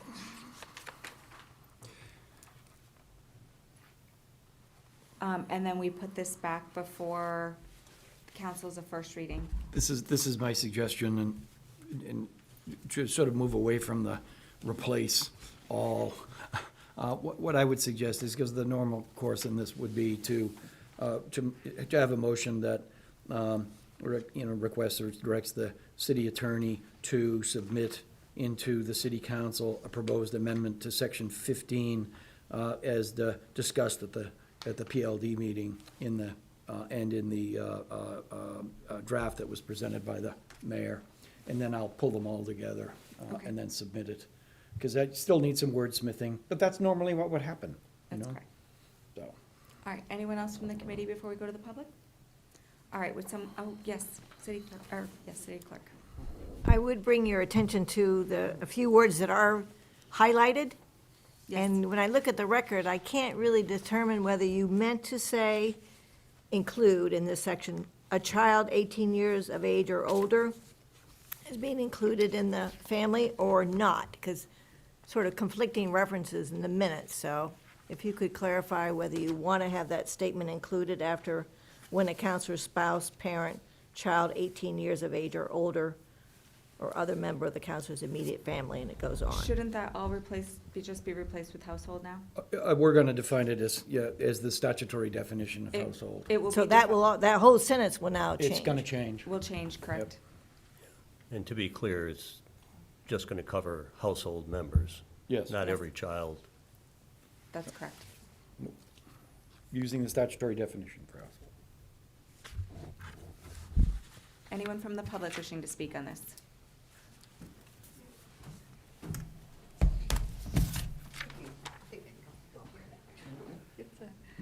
Inga Hansen, 499 Court Street in Keene. And I did just want to speak in support of adding the household members. And Counselor Jones referred to it, but certainly in the past, you've had counselors, and we have throughout our society, people who are not married but are living together and sharing in expenses.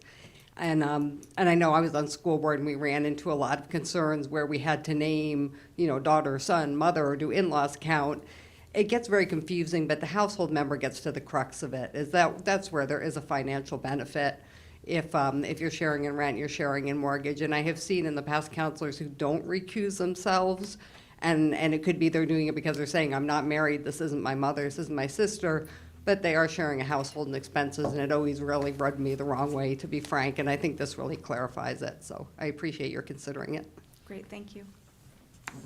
Yes.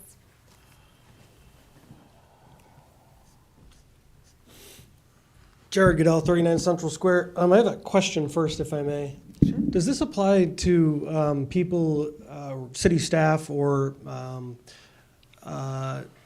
maybe consultants that are advising the council This or a advi- board? This is a rule for us only.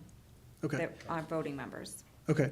And so my concern about this, and I've watched the videos and read the minutes from the past, is that there's already such a lack of willing participants in city government. And so I just wonder how this affects the pool of potential people to run for office if they're going to put their family's ties or their family's business or their family's interests in the public eye.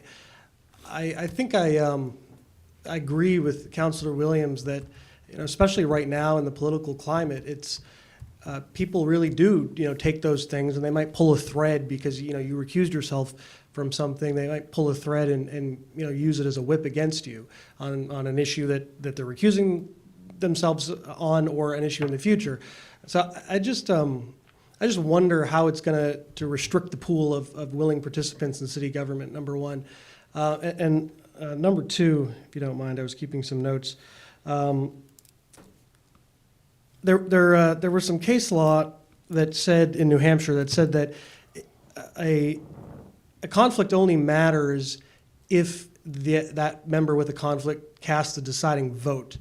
And I'm sure the city attorney would know more about this, but I just wonder again if the pains of forcing a counselor to talk about their personal lives so publicly, if it really matters at the end of the day. There's a few tie votes here and there, but is it? I just wonder if you really need to take that step.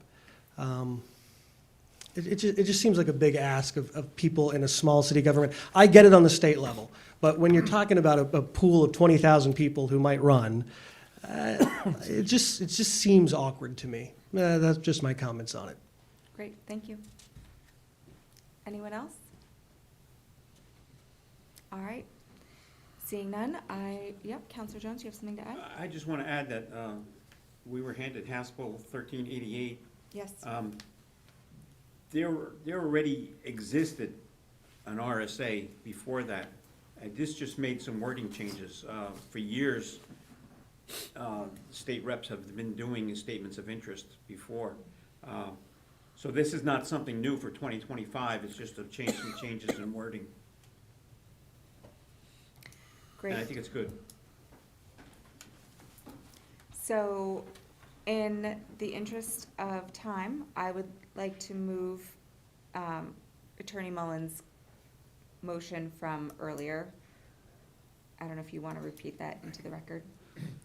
Essentially, was moved to a request that the city attorney draft proposed amendments to Rule 15 of the Rules of Order, incorporating the changes suggested by the mayor and incorporating the revisions that the PLD discussed at the meeting on this date. So moved. Do I have a second? Second. I have a motion and a second by Counselor Jones. Any questions on that motion? Anyone from the public? Seeing none, I would ask for a vote. All in favor? And that is unanimous. We have three more sections to go through tonight. I think these all sort of tie back in together. Section 17, 26, and 25. City Attorney, do you want to bring us back up to speed again? Sure. So one of them, Section 17 amendment, is essentially a housekeeping matter. And Counselor Haas identified this the last time, the same time that I was scratching my head about it, because we have used this phrase, except as informational, in other sections of the rules in particular, and we do it as a matter of practice, but we hadn't codified it. So this just basically inserts this as a motion in the table of motions, which are included at Section 17, and they're included in a specific spot, which it basically says the mayor may receive the following incidental motions which have no rank. That basically means that, you know, they don't, you can accept them on their face. And the idea here also factors into the next discussion we're gonna have about Section 25, but except as informational is also already included in the rules with respect to items once considered. So this simply codifies that is a real motion that you can consider at this point. So in practice, we accept things as informational at council and we don't require a second and a vote. And you do that with lots of these, a motion to refer, a motion to table. If, as long as it's by consensus, Then it happens. Okay, good enough. All right, so is everyone comfortable with the change to Section 17? Any comments? Counselor Jones? By consensus, you mean not challenged? Yes, Yes. exactly, Okay. exactly. Anyone from the public have any comments on that, or have any questions, or wanting more understanding? All right, seeing none, I would ask for a motion. Oh, Counselor Williams? Well, just to follow up on what Phil said, could you walk us through exactly what that procedure would be if it was challenged? How would they challenge? Because that's come up. Yeah, sure, no, basically, and this goes back into one of the other sections that we're gonna talk about. You can request that, if the mayor says, I'd like to accept this as informational, anybody can say, point of order, I'd like to request a motion on that. And then it's simple majority. A challenge to the chair is also a simple majority, but let me just take a look and see what I wrote, because I don't always remember. And it is debatable. Yes. So, in a challenge to the chair is not debatable except between the mayor and the person challenging. So this is a little broader, but that's how it would work. And debatable, I think, is important. Yes, sure, absolutely. Okay, I would ask for a motion. Counselor Williams? Do you want to ask the public if they have any? I did. Oh, I'm sorry. It's okay. It's getting late. Yep. We're on 17? 17, please. Move to recommend the adoption of the Rules of Order Amendment, Section 17 motions. Second. Motion by Counselor Williams, second by Counselor Jones. Any questions on that motion?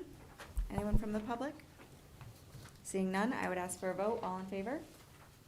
And that is unanimous. Madam Chair, I would suggest that we take this a little bit out of order and do section 25 first, because what that is doing is simply removing language from section 25 that we are proposing to put in section 26. So I have 25 next. Yes. Is that the one you want to continue on with?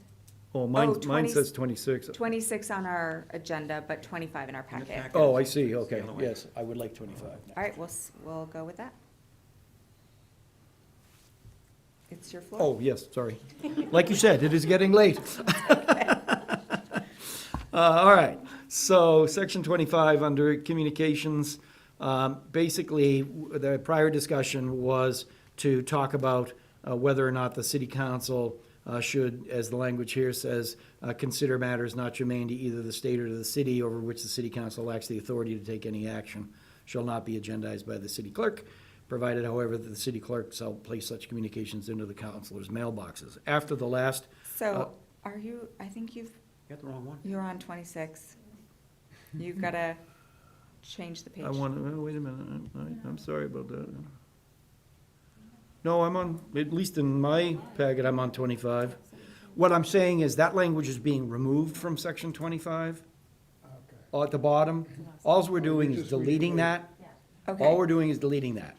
And then we are revising 26 to include similar language dealing with this sort of non-germane, but different than the language that we had proposed previously. So I think that, for clarification, that there is some new language that we did not adopt yet, which we want to keep included, which is communications shall be accepted by the city clerk up until 4 p.m. on Tuesday preceding the city council meeting, to be included on the agenda of the city council. That was Right. originally not included in our current adopted rule. We're going to keep that in, and Right, then we are keeping we're going that to in. remove Yes, the following Right. statements to the end. right, exactly.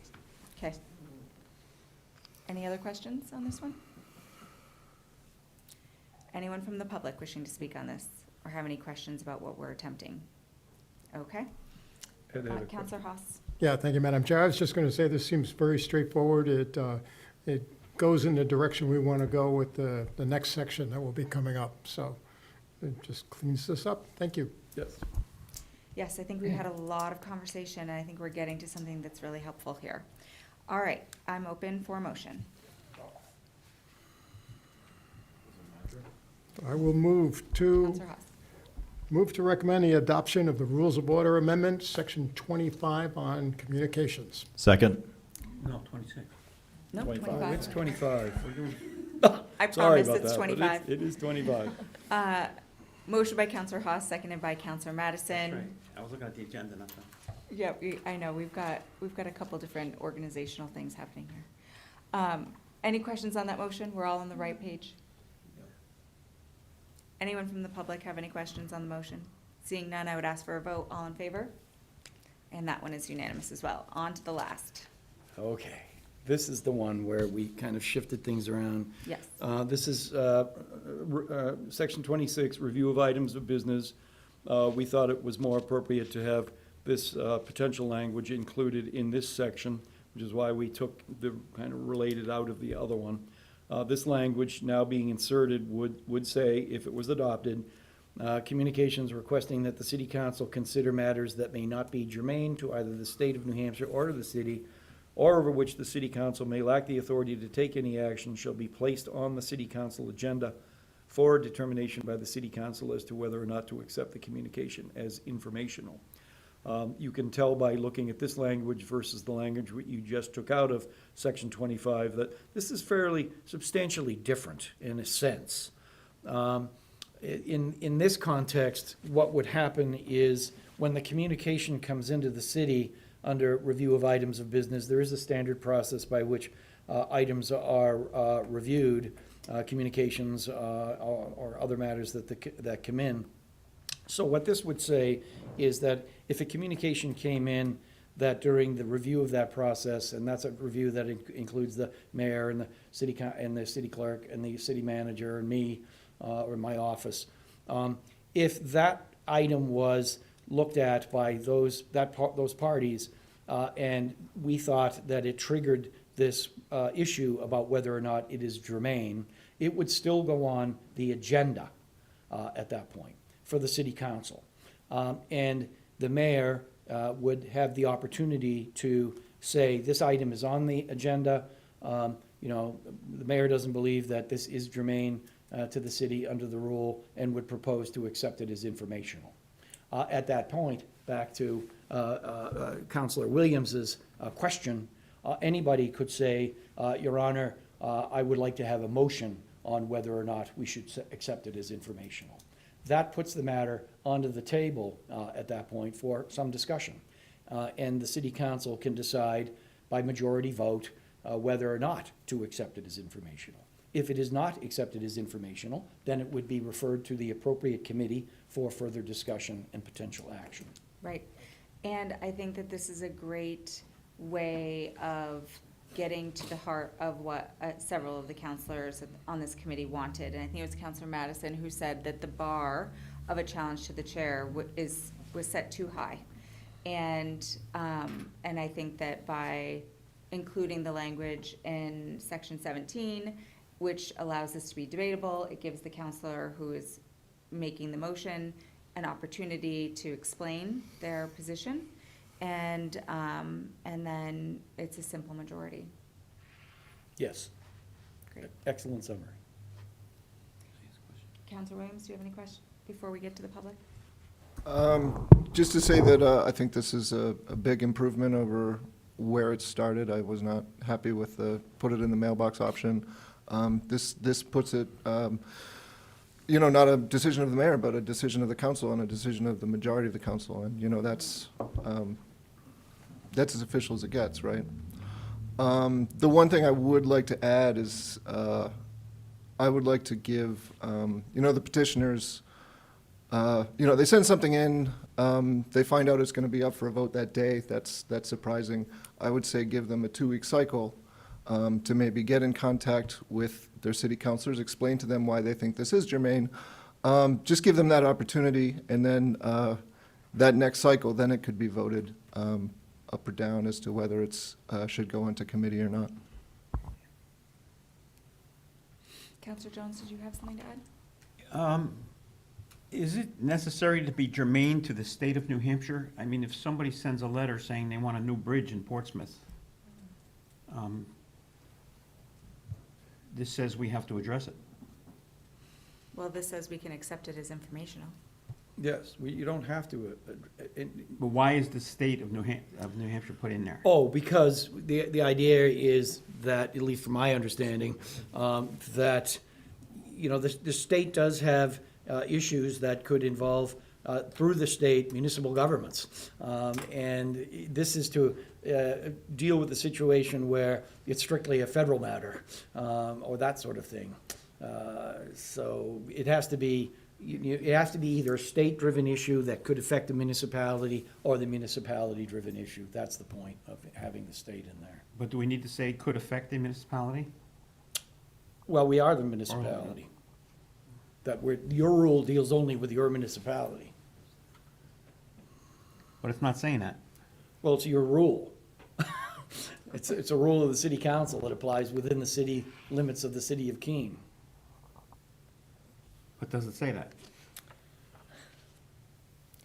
So I think what the rub is for you is that someone could offer letters for us to support things in other municipalities that are in the state of New Hampshire. For Yes. instance, a bridge over They Winnipesaukee. probably, under this rule, they could do that. They could do that. But you could decide whether or not you want to weigh in on the support for that. or Okay. not. I mean, that's the way I would read it. At some point, you can't draft for every potential Interest in letter. interest. Yeah. Well, I don't want to get this into the weeds either, so. Councilor Haas. Thank you, Madam Chair. The idea is that any request that comes in from a citizen it gets agendized, it gets on the agenda. And then at that point, it's considered informational, or we vote on it, or we have a debate, or whatever. But nothing slides off the table and is not agendized, unless it's personnel matters or other legal involvement. But this is the voice of the citizenry that they can raise. If they want to ask for us to vote on, take a position on a bridge in Portsmouth, so be it. We'll deal with that. Will this get crowded? It might get out of control at some point, and then we'll deal with that too. But right now, it opens it up, and I think that's a great thing that we're getting to. Counselor Madison? Oh, I think you might need to share with Counselor Jones. Thank you. Thank you. Yeah, I have to agree with Councilor Williams and Councilor Haas. This is a big improvement. Initially, you know, I was on that train of not accepting germane issues, but since then, I've received a lot of communications from my constituents saying that, no, we should care about these things. And I really haven't received many communications saying that we shouldn't. So I think that this is necessary. I think this is a step in the right direction, and I appreciate the city attorney and city staff's work on this. Great. All right, I'm going to open this up to the public. Yes, Mr. Mayor.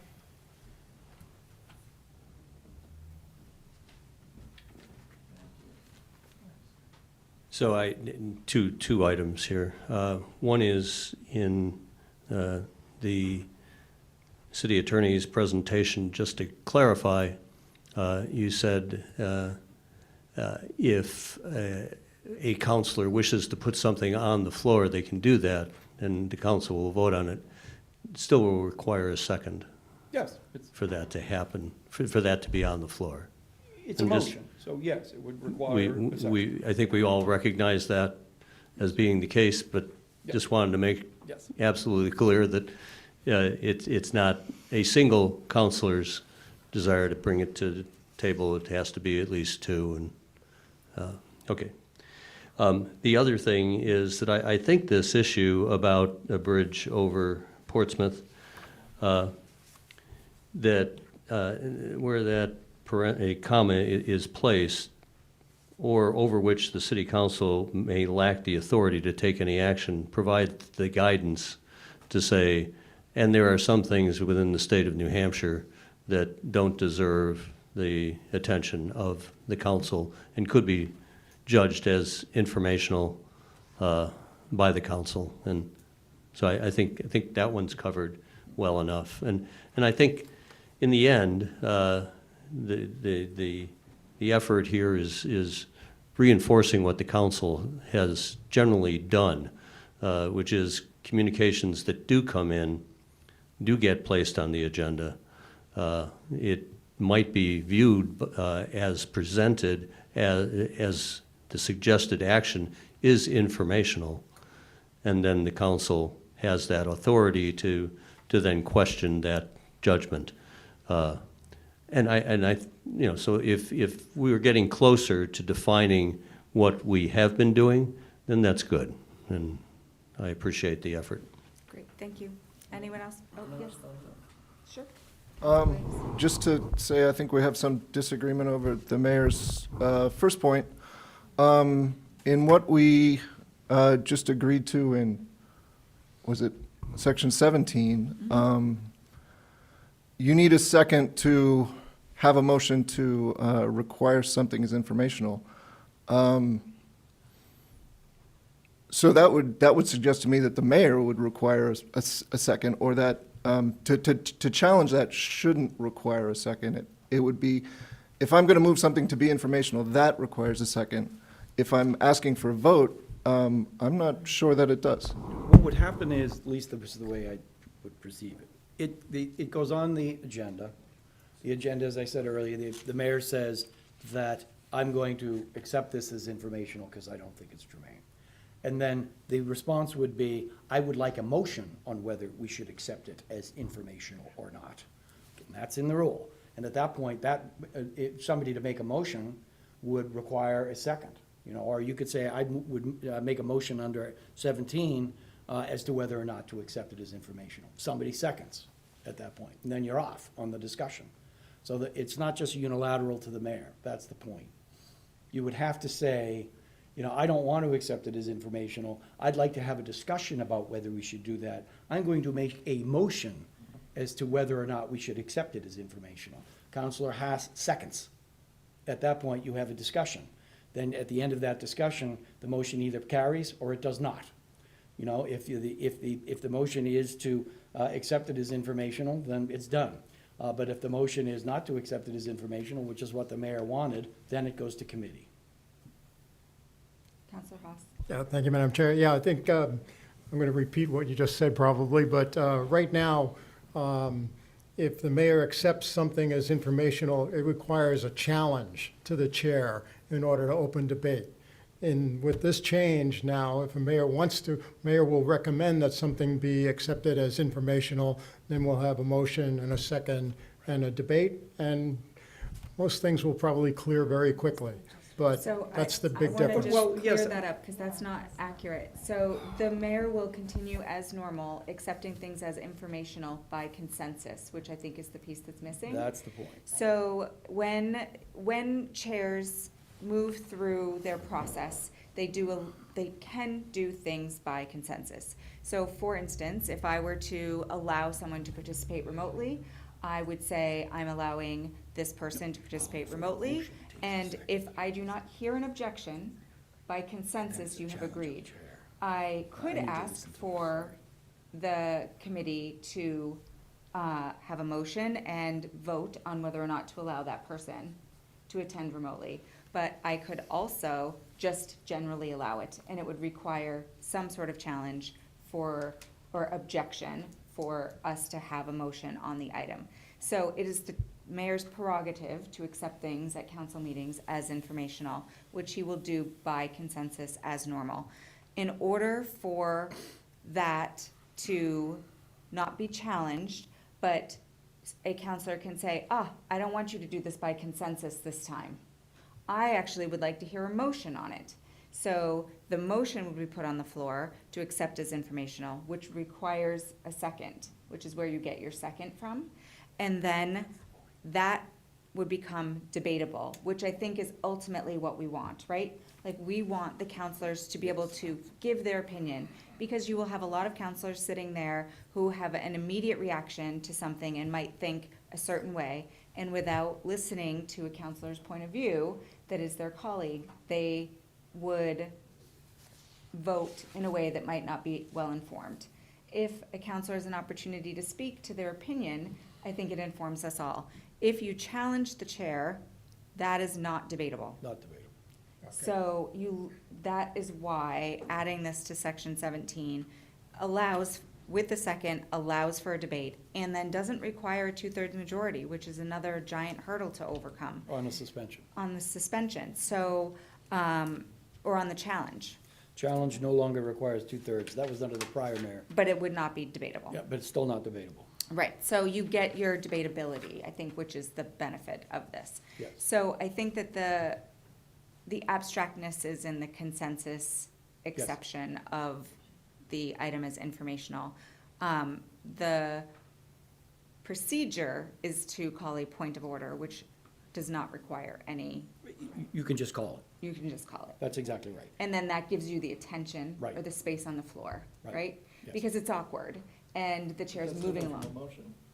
No. Right, so you call a point of order, which gives you the floor, and then you could say, I'm asking to place this as a motion before the council, instead of having it be done by consensus at this time. Right, and then you could make that motion, and there would be, presumably, if there's no second, dies. As the mayor just pointed out, if there's a second, then it's off and running. Keep in mind that the phraseology on this is also important, and the mayor, working with the mayor as well. When one of these items comes in, the mayor should, I think, alert the city council, say, well, we have this next communication that has come in. I don't believe that it's germane to the city. I'm going to accept it as informational unless you want to do otherwise. Words to that effect. But anybody can do that. The point of order is a way to do it, to bring the attention back to that counselor and say, I don't think we should just accept it as informational. I'd like to make a motion as to whether or not we should do that. Right. Yes, Councilor Williams. So if it's If there's a motion to accept it as informational, Yes. and that motion fails, Yes. what next? Then it's done. It gets, Well, Accepted as information. it is accepted as. well, no, the motion to, if it's not accepted as informational, if. The mayor it- exercises his prerogative to do exactly that. 'cause the To city make it council- informational? No, Yeah. to make it informational, Well, not well- have further discussion on it. Well, no, I'm saying, the council doesn't want this to be informational. The council Votes against that. votes against that In favor of the counselor, in favor of the counselor. then the mayor has to assign it a The mayor committee on sends the it to, spot. has to send it to a committee, because at that point, it's on the floor for the council to deal with like any other communication. Okay, is that in the rules? It's in the rules with communications, yes, it goes Yes, to it would committee. revert back to a communication that the mayor has to deal with. Right, Okay. you have to deal with it at that point, send it to committee. That's the point. All right. I'm all right for now. Okay. Yes, Counselor Jones.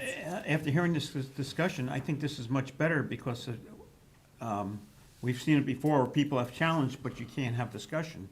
Now That's you the can point. have discussion if you do it that way. That's the So I really like it. That's the point. Anyone else from the public wishing to speak? Yes, come on up, state your name and address for the minute taker.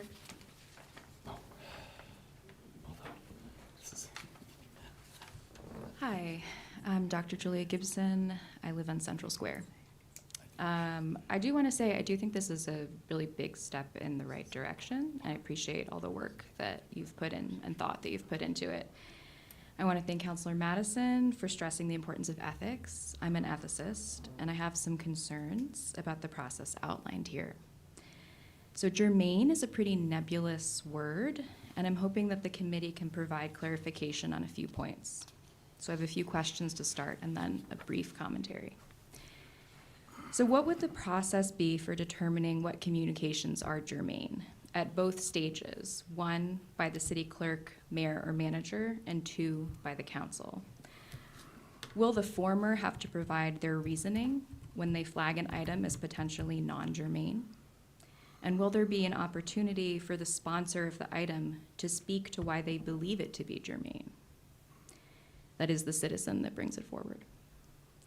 By not being transparent in our bylaws about this process and the individual's rationale, I fear that the concept of germaneness will be used as a shield for topics that are difficult or uncomfortable to talk about. In considering these questions, I would urge that the committee be guided by the city's mission and values. The City of Keene's website espouses its commitment to the values of voice, value everyone, obtain public input, inform the public, continue to assess, establish priorities. As a professor of environmental studies, I was heartened to see that the city website also promotes Keene's commitment to reduce carbon emissions. Greenhouse gases provide a helpful metaphor for thinking about germaneness. Carbon emissions don't stay where they are emitted. Whatever we emit here in Keene contributes to our common climate, which impacts not only us, but people around the world. There is no easy way to draw boundaries around our actions or inactions here in Keene and the rest of the world. The same is true of our values. Values are diffuse. They don't stay where you put them.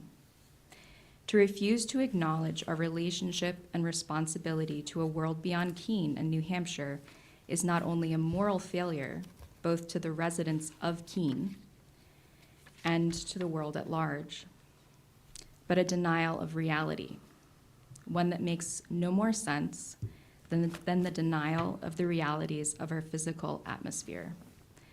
Bottom line, I urge the city clerk, mayor, manager, and council to think expansively about what is germane to Keene. Thank you. Thank you for your comments. Anyone else wishing to speak? Come on up.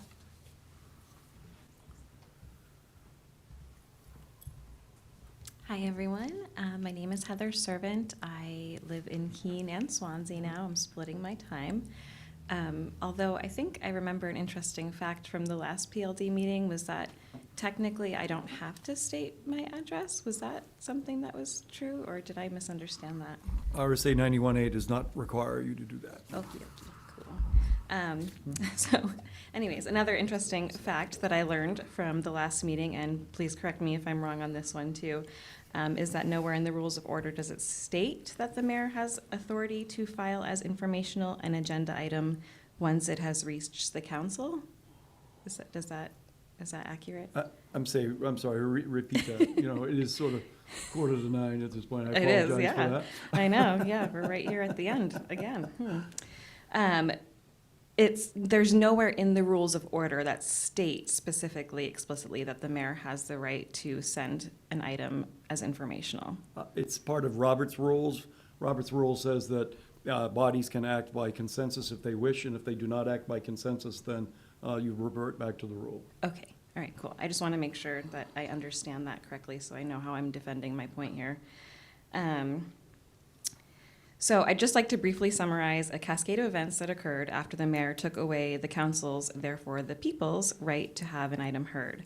On May 16th, with 94 signatures from local constituents, we sent in a request for a ceasefire resolution for Palestine.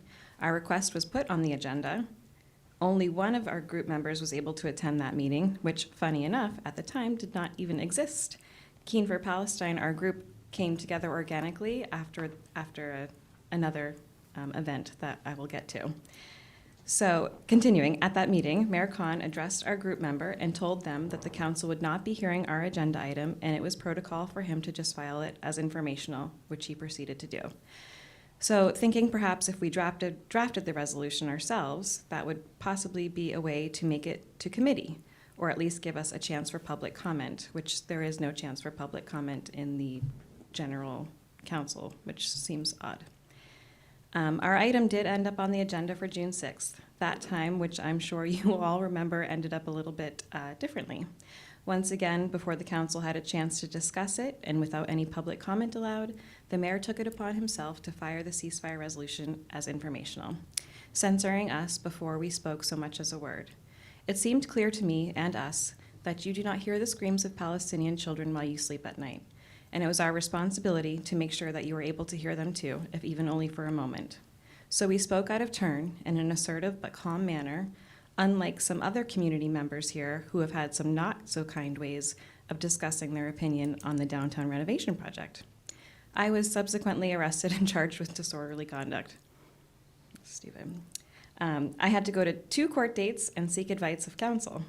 Our ceasefire resolution was never spoken of again. My arrest terrified my 9-year-old son. He lived his life in a privileged manner and has never had to fear police, city officials, or politicians. Now he thinks there's a risk in everything I'm doing as an anti-war activist. He wouldn't even come to City Hall with me to register my vehicle because he was so terrified that we were both going to be arrested.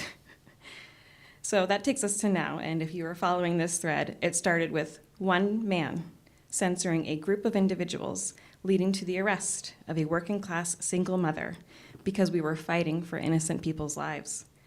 And that caused an anxious 9-year-old boy, a resident of Keene, if that helps, an unnecessary amount of fear and worry. I guess I could ask now, does that make the issue germane enough for Mayor Khan? The glaring hypocrisy evidenced by your admissions that this rule never existed in the first place leads me to lead at least one conclusion, but there's many more. I'll just say the one. We deserve an apology from Mayor Khan and the members of City Council who refused to stand up to his overreach. The series of events which resulted from that were excessive and caused irreversible impacts on the lives of several Keene citizens. This can and will happen again if you allow one person's political bias to dictate the issues that are allowed to be addressed here.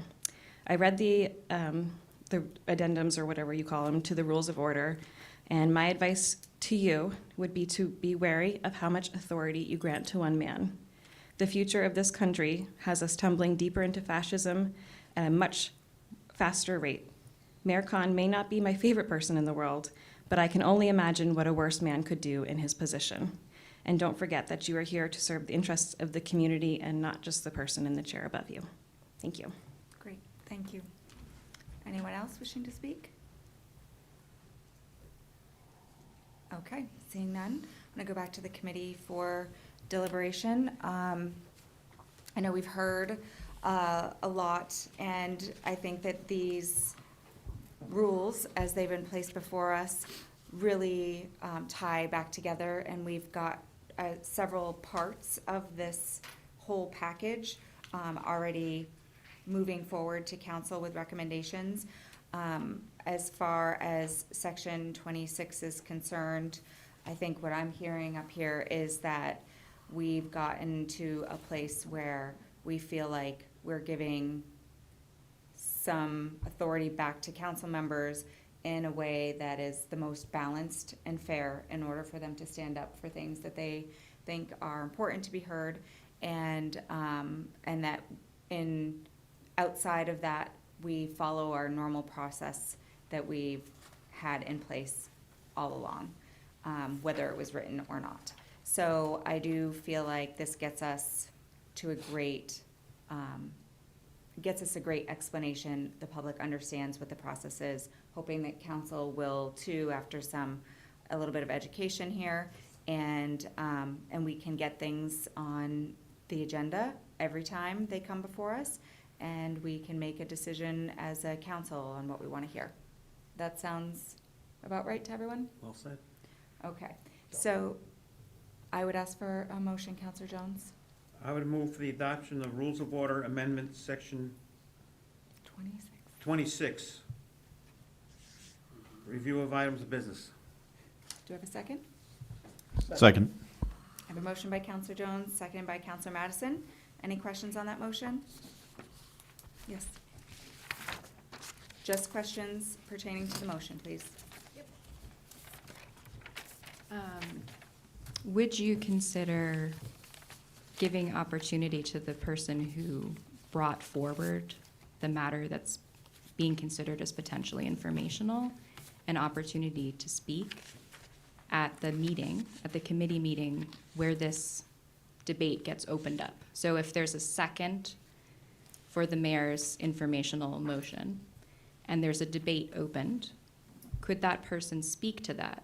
Or would you be willing to have that be something that they have to include in the application so that they know to speak to that, so that information is part of your deliberation? So, and the attorney can jump in here at any time, but I believe it is outside of our process to allow any member of the public to speak at a council meeting outside of a public hearing. And we have a structure where all of the public comment comes through committee, and it helps us specialize in certain parts of the process of council, and each committee has purview over certain things. This committee does manage all of our rules of order, which is why we're hearing that here.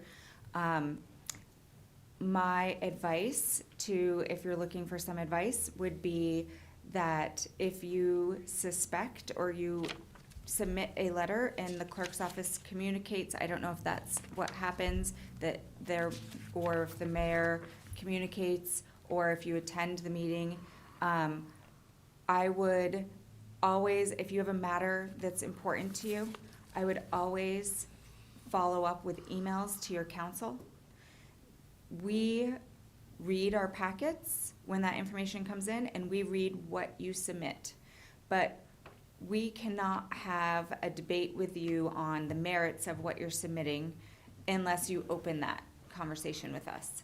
So you're welcome to send any of us an email at any time explaining your perspective or your point of view. And if something were, and correct me if I'm wrong, but if something were accepted as informational, could we ask for a reconsideration at the following council meeting? Sure. So there is also a process of reconsideration. So if your item is accepted as informational and a counselor has not spoken on your behalf, or one has spoken on your behalf and there wasn't a second, you have 2 weeks to lobby those council members to offer a opportunity for reconsideration at a following council meeting where they would be able to speak on your behalf to their colleagues in order to ask for that item to be agendized on a committee agenda. I know it sounds complicated, but really there's a couple of opportunities. Reach out to your council in the first place, and if you don't get the decision you like at the council meeting, you can reach out to your council to ask for reconsideration. Sure. I would just say I think that it would be beneficial to the democratic process if on the city clerk's website at least, when you go to submit something, that you say, please be sure to cover how you think this is germane, ... so that people have that as part of the process that they're thinking about. My second question is, would you consider making it a requirement for whoever is putting forward to the agenda that something be considered informational, so whether that's the city clerk or the city manager or the mayor, that they have to submit in writing why they think it's informational? I would not support that. And I think that we accept things as informational all the time. We did that this evening with Mr. Kost's question to us about whether or not we should expend city funds and work toward a project on an overlay for Gilboa Ave, and to then form a written explanation to submit back to him, I think would become pretty cumbersome. I think that Not to submit back to someone, but in order for it to go on the agenda, proposed to be informational, there would need to, like, just a paragraph of, here's why I'm proposing this be informational. I think that those are conversations that are had at the meeting. It would be much more Open in transparent public. to the democratic process for that to be an official part of the record. It for- would be in the minutes. But before the meeting, so that people would have an opportunity to read that. And before the meeting, you would have to say, here's why I think this is informational. City Attorney, would you Yeah, like to help it's- clarify? It hasn't been decided. I mean, I understand the intent of what's being requested. The reality with how our process works is it will occur at a publicly noticed council meeting. There will be a statement by the mayor that he does not, or she does not, believe that the matter is germane to the city. The rule says germane. Germane, to the prior point, is a defined term in the dictionaries. Any member of the city council at that point can say, gee, I'd like to have some discussion about why we think it may be germane or not at that point. So I would have to suggest that the process is there, and you all, if you wish to do that, can do that or not at this point. So that's about all I can offer. At this point, we have a motion on the floor, and so all comments need to be relating to that. And I hear what you're saying. I think that we've discussed our process, and I think that this committee's ready to send this concept back to the full council to have a greater discussion with the other members of council, and that we're comfortable with the way it's written. All Thank right, you. that's disappointing, but, maybe it'll improve in the future. Any comments or questions on the motion from the committee? Councilor Williams? I'm still not super happy with the process that it goes to the mayor and then basically requires somebody to challenge that, and then for that to be seconded, which, let me tell you, that can be a lot of pressure on a single city councilor, especially if there's not a second. And I think that's unfair because, that requires the petitioner to have a relationship with some city councilor that they can convince them to stand up for them ahead of time. And that's really, maybe not treating everybody equally. So my preference would be just to have it, the mayor can say, okay, now we're going to have a vote to accept this as informational. It gets 8 votes, it's accepted as informational. Otherwise, the mayor sends it to committee. But I think this extra step where the city councilor has to object and then get seconded, that part I don't agree with. Can I ask a clarifying question? Is it in regards to the motion? Yes. Sure.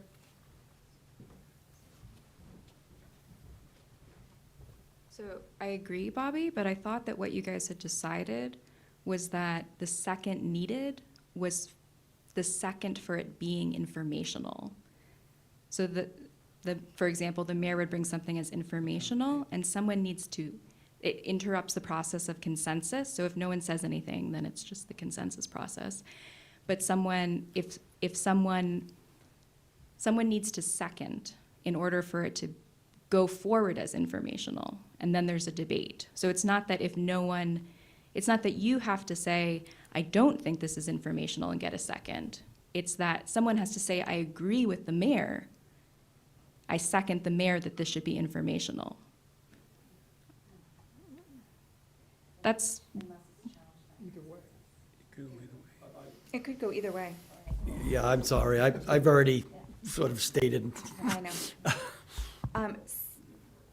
So this is what I'm going to suggest. If you would have a seat, we are going to discuss the motion that's before us. If you would like to make an amendment, we can see if that amendment makes it. I think that our process is pretty clear for me. I know that there is pressure associated with our position here at council. It's uncomfortable. I have been told that at some point you're going to be, the 14-1 vote is gonna happen, right? And we're all gonna feel what that feels like. But that is when you truly become your best version of yourself as a counselor because you have stood up for something that you believed in. And I think that's an important distinction, that what we do in that room is never comfortable. And I think you hear it in people's voices, you see it in their passion for the subjects that they talk about. And, but I think that sometimes silence does speak too, and that we have to recognize that.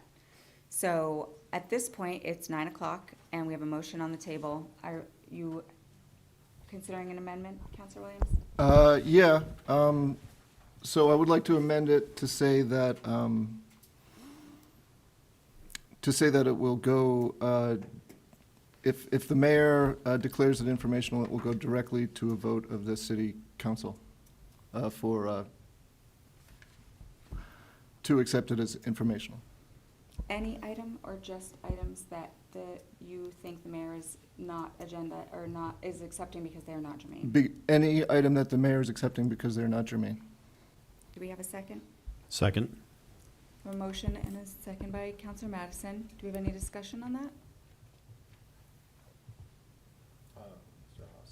Councilor House? Yeah, thank you, Madam Chair. So that would replace the adoption by consensus. It would. I'm trying to figure out how to insert this into the language. So then we would need a positive vote from the council in Every order time. for every item, rather than just silence by the council, which does the same thing. For non-germane items. For non-germane items. It would only apply to non-germane. I'm not sure what that, It comes up in that context of matters not germane to either the state of New Hampshire or the city over which we would draft it into here, to the extent that I can draft it. It would be two non-germane items, and that's where it comes up. That's the structure that it would be. yeah. I'm not quite sure what non-germane means anymore. All items, Relative but that to. could be, the same thing would apply where we'd accept a germane item as informational, and we'd go through the same process then. But So, I just asked for clarification when I was questioning, we would, if we adopt your amendment, we would replace the vote by consensus, which is a vote of silence, with an active vote. City Don't clerk? we need to have a motion before we have a vote? When you say goes directly to a vote, don't we need to have a motion before a vote? At a council meeting, you would have to, the mayor would have to make that motion. Somebody has to make a motion. The mayor would have to make that motion. And that motion should have to be seconded. How would that happen? The mayor can't make a motion. I'm working on it. And so there are other things that we accept as informational. So That's would that correct. then require us to break apart every item that is on the agenda that's being accepted as informational? So for instance, there are things that are not under the council's purview that sometimes come in. And under statute, it might be the police chief. or it might be the city manager, and those things are accepted as informational because there's no further action. So there are other things that come in, so I don't know if that means we would just break it apart on the agenda? I have a question of clarification. So the thing that is Please not confusing. interrupt us unless you're invited to speak. There was no one speaking. We were deliberating a question and the city manager was speaking to the committee, and I understand that this process is a little, he has some emotional attachment for some of the individuals that are here, and I want to be respectful, but we have to, if you'd like to speak, indicate that you'd like to speak, and it has to be in regards to the motion that's before us with the amendment, and I will consider allowing that. But please don't just walk up to the microphone and start speaking. Okay, everything I've said pertains to the motion specifically. Can I speak? But you have to be recognized by the chair. All right, may I be recognized by the chair? Not at this time. We're discussing our concerns. Okay, I'll wait. Great, thanks. Okay, so, I think City we can. Attorney? Well, but I think it already is to some extent. But to the extent that we can work on the agenda and have an agenda section for communications that deal with items that they, at least initially, may have been determined to be non-germane under the rule, right? We could break it apart. Because it's true, we don't want to sweep every motion, except is informational into this section. And I think the fact that it's placed in this specific section helps define that. What I hear being discussed is having it be more specific with respect to making a motion. So part of the language that I'm kind of fooling around with here is to say, shall be placed on the city council agenda for a motion as to whether or not the matter should be, motion made by a counselor as to whether or not the matter should be acceptable, it should be accepted as informational. So that in the rule, then, back to the point, sort of takes it away from the mayor. The mayor, it's on the agenda, this is an item that we're proposing to accept as informational, rather than leave it, well, should we or shouldn't we, then a counselor, you should just directly move that. I move that the matter be accepted as informational. Second. Then you discuss it, and the motion either it passes or it doesn't. so who makes that? Any counselor could make the motion. Any counselor could make a motion. But that's an affirmative to accept it as informational. Presumably, if that's the appetite to accept as informational, some counselor will make that motion. What I don't like is a counselor has to make a motion to accept it as not informational. That gets difficult. No. I'm It's either confused. accept as informational or challenge. Okay, so if an item came in, if Bobby's amendment was adopted, an item would come in on the council agenda under communications, and how would the mayor dispose of it? It would be on the agenda. It would be under communications accepted as non-germane. Correct. We would probably build that into the agenda item process. When it's on the agenda, anybody could say, and I have to, and let's talk about this part a little bit, right? This is not something that can be acted on now at the next city council meeting. I understand. This is a substantial change, potentially, to the rule. I understand. Right? Unfortunately, what I'm going to suggest is, again, the hour is late. I understand what's trying to be obtained here.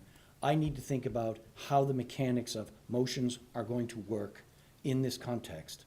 What I'd like you to do is to recommend decision. that the city attorney present to the city council for first reading proposed changes to review of items of business, section 26, with respect to motions submitted by a city councilor with respect to matters that are germane or non-germane, period. Okay, and so that would be in the example that Bobby's motion passes? Yes. Understood. And then what I would do is take what we have talked about at this point, Correct. try and synthesize it down. I understand what the intent is. The intent is to have an affirmative act required with respect to these items at that point, so that the city council as a whole can determine whether or not to proceed with the item or to just accept it as informational and then it's done. I understand that. I will need to wordsmith that. Understood. Okay, so we have an amendment to a motion before us. Do we have any questions on that from this table? Okay. Well, what I'm suggesting is you don't act on that amendment at this point. Why? We have a motion. Oh, I see, I'm sorry. Say it again? There's a Yes, there is a motion. motion on the floor, that's true. Okay, I'm ready to hear your comments on the motion, On the amendment. on the amendment to the motion. Thanks. My question was going to be a question of clarification about how the amendment was in alignment with the language you just approved for section 17. And so what it sounds like to me is that what you're moving towards is language that makes the process around possibly non-germane issues in alignment with the language you've just approved for section 17, which is that in order to accept an item as informational, a second would be required and then opened up for debate. So internal to your document, you would have more alignment, more consistency within it. So I'm just saying, sounds good to me. Great, thank you. I do want to not belabor this, but I want to be really clear that in section 17, all of those motions, we operate by consensus almost all of the time. The mayor takes things from the table, that is by consensus. Very rarely would someone say, point of order, Mayor, I don't want that to be taken from the table tonight. I would like a motion on that. Reconsiderations, there are lots of things here that calling things from the committee, the mayor does that by consensus often. This is not unusual that we would be accepting an item as informational by consensus. We do it by matter of practice all of the time, as well as other motions all of the time. What I would say is that I'm ready for a vote on Councilor Williams' amendment. All those in favor? 3. All those opposed? 2. So the amendment passes. So now we would be looking for a motion for the city attorney to draft new language to be submitted as first reading. Yes. Do you want to make that motion, Councilor Williams? So moved? Do I have a second? Second. Motion by Councilor Williams, seconded by Councilor Madison. All those in favor? And opposed? It's 4-1. All right, that gets us to the end of our meeting this evening. And 9:15, we are adjourned.